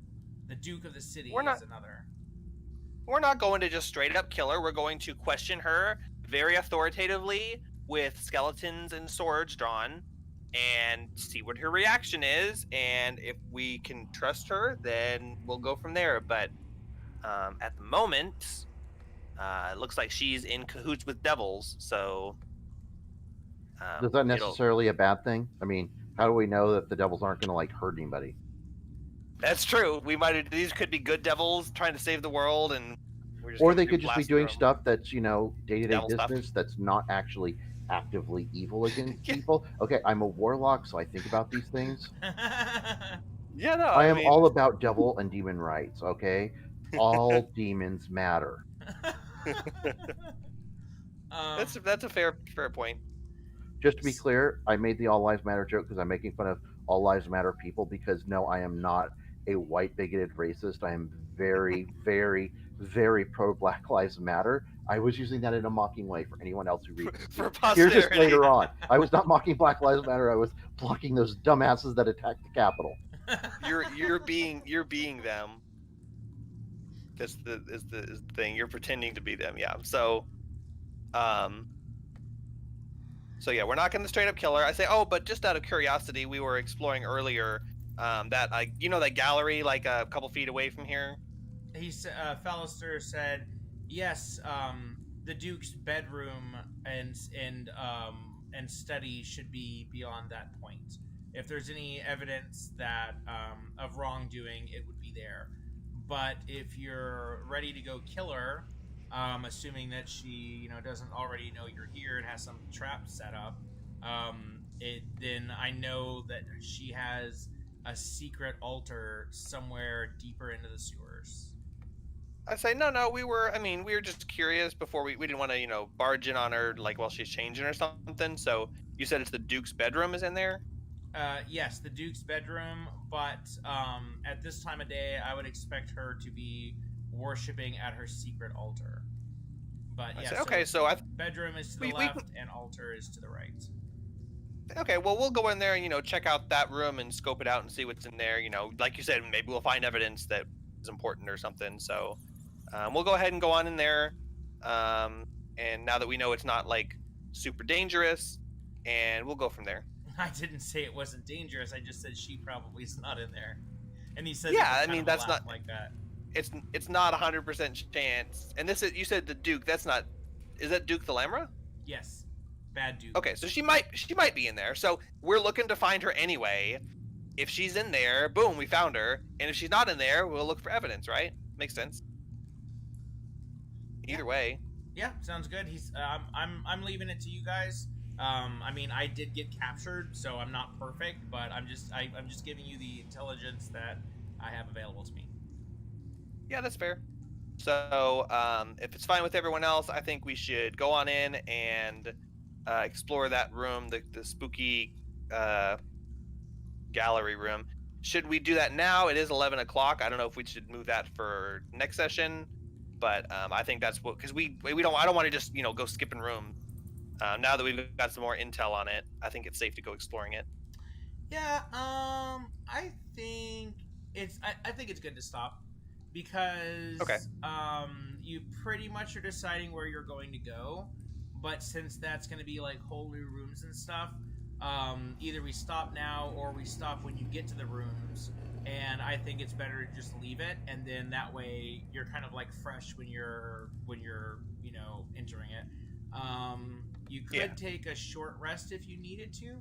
I guess definitely. If I wanted to make sure the room was safe first. Yes, so this room is safe. I mean, except for the monsters that are in here, but it does seem like a place that you could potentially even. Well, no, I don't think it's been long enough to long rest because you just did a long rest in the other room. So you could do a short rest in here, and then we could end there, or we could start the next game with a short rest. But if you guys wanted to do that, you could rest and then continue on. I think leave everything as it is, and we'll start next game. Like you said, we'll start it with a short rest. That way we know everything. We're not like, wait, did we reset our stuff? Did I miss this? Did I forget to do this? We can start. We go, okay, short rest is finishing. Everyone reset your abilities. We'll go and do all that, and then we'll go back, and then we'll go from there. Cool. All right, well, then let's end right here. After having cleared out the prison cell, I was actually kind of thinking that if you guys... Because I'm like, wow, that's a lot of cells. That's a lot of NPC interactions. Kind of glad that you figured out the doppelgangers and that I didn't have to run one more battle. Yeah. Yeah. So, okay. Sorry, I just want to. I know you don't like when I do this, but I'm just going to tell you that the doppelgangers are something that I added later. Actually, the doppelgangers were my original idea for this dungeon before I started reading the Avernus book, because in the Baldur's Gate game, there's a cool dungeon under Candlekeep with doppelgangers that look like people, but then it's like, these are attacking you. And I just, I threw out almost, all the other, because, I'm basically just adapting my stuff to Avernus, so I'm changing the stuff a lot. This map is very customized, but there was an empty prison cell, and I put Scree in one of them, and then I put the doppelgangers in the other. And I just thought it'd be really funny, and I'm like, oh, you'll probably figure it out, but I'm like, oh, but then you've got 2 Phallisters, so which one do you go for? So. I don't know why I thought that, but literally as we were going through the cells, I was like, this is a lot of the cells. I was thinking there's gonna be one of them that's like, we're gonna have to figure out a puzzle and like who to trust. And as soon as you revealed the second guy, I freaking called it. And so you use detect magic, and polymorph I don't think would be, because it's not a magical, it's more of like an innate ability. But they have a detect. It's called read thoughts actually, and detect thoughts is divination. So I'm assuming it's the same. That's the way that they're able to mimic. Is they can change into anyone they've seen. Elminster's a celebrity. Phallister they've seen in the prison cell. And that's kind of how I worked them in for the story. Is like, oh, they were part of a plan, but because they just went crazy from the demon stuff, from whatever, then she's just like, nope, this isn't going to work. Just lock them up. So that's how they knew everything. That's why they were able to actually read your thoughts in order to give the right answers. And that was the divination magic that you detected. Definitely that would be, because it says magically, so it is magical. It's an ongoing effect. They continue reading thoughts. So when I casted detect magic, unless they broke their thoughts, which they could have done, they were actively reading thoughts when I did that. So yeah, both of them. Yep. That was a good call. And that with divination, it's like, wouldn't it be illusion? But I didn't actually know that about doppelgangers. I just knew that they had magic and the other thing didn't. So I was like, hey, something's going on here. Yeah, so, that nice. was, I like that addition. Yeah, I had to figure that out. When you did detect magic, I'm like, oh crap! So I had to go read their thing, and it didn't say. It says magically, but it doesn't say what school of magic. And I'm like, okay, I know there's detect thoughts, and that's like similar to this. So I looked that up, and it was divination. I'm like, divination, really? Because I thought that would be a fun clue. Because it's like, okay, it's not illusion. So then it's confusing. That's what you're expecting to see. But then it's like, okay, these guys are magical. This guy's not. So I'm gonna go ahead and make the choice. So cool. All right. Yeah. So we'll end there. So thanks everyone on the stream, including myself later, because I'm probably gonna watch this and see how it went. But and I want to mention before I go. So this character on the stream, which you guys will see if you watch it. So this is artwork from the book, and that is Rhea. Oh, okay. In the picture. So she's actually, I guess that's her when you meet her originally in the city or something like that. I don't know. She's like, so she's kind of like an outcast in Baldur's Gate because she's from Elturel, but they are like blaming the Hell Riders because it's like, hey, your city got sucked into hell. So she was in the city, but she has to like sneak around because they'll try to like arrest her or something. So she's kind of like a refugee from the city that you're trying to save. And she's a really great warrior, but she is not welcome in Baldur's Gate. So anyway, that's kind of her thing. So, okay. Well, I'm going to end the stream here. Thanks, guys. Wow, it's so awesome that we kept power throughout the whole thing. I've actually had power for 7 straight hours. This is the longest that I've had power since Sunday. There are people at my work that haven't had power since Monday and still don't. Oh, God. Like, seriously. Yeah, it's so crazy how some places, like, don't even lose power, and then other people are without power solidly for, like, days. We're I guess kind of lucky because it's like splitting the difference. Like it'll be off for a few hours, on for a few hours, and so we're just like heating up water, cooking, doing anything like that whenever the power's on, and charging our phones. And then when the power's off, then we scroll our phones. Or during the day, there's actually light, so we can see. But at night, like whenever the power goes off tonight, which I'm positive that it will. I want to be already in bed, hopefully asleep. That way I don't have to get up and stumble around in the dark. But anyway, yeah, fun times being in Texas. Have you guys been following that at all about like ERCOT and stuff? Like they basically the CEO or like one of their executives when this first started was being interviewed, and she was just like, well, this is like a really rare thing. It doesn't happen very often, and it's really expensive to winterize our equipment, and there's no laws that say we have to winterize them. So she actually said, like it's worth a minor discomfort every once in 10 years in order to save the cost of winterizing their equipment. So they knew that there would be massive blackouts affecting millions of people one winter, and they just chose to not do it, even though they knew, okay, the freeze is coming in a week, like everyone else. They're like, meh, we'll lose some power, but oh well. So it was a conscious choice because it would have been expensive to keep everyone safe. And in Texas, right, it's self-regulated. So ERCOT is a corporation, and the board of directors are all of the executives of all the different energy companies. So they say instead of having the government regulate us, let's just all get together and make the regulations ourselves. So it's an industry choosing to regulate itself.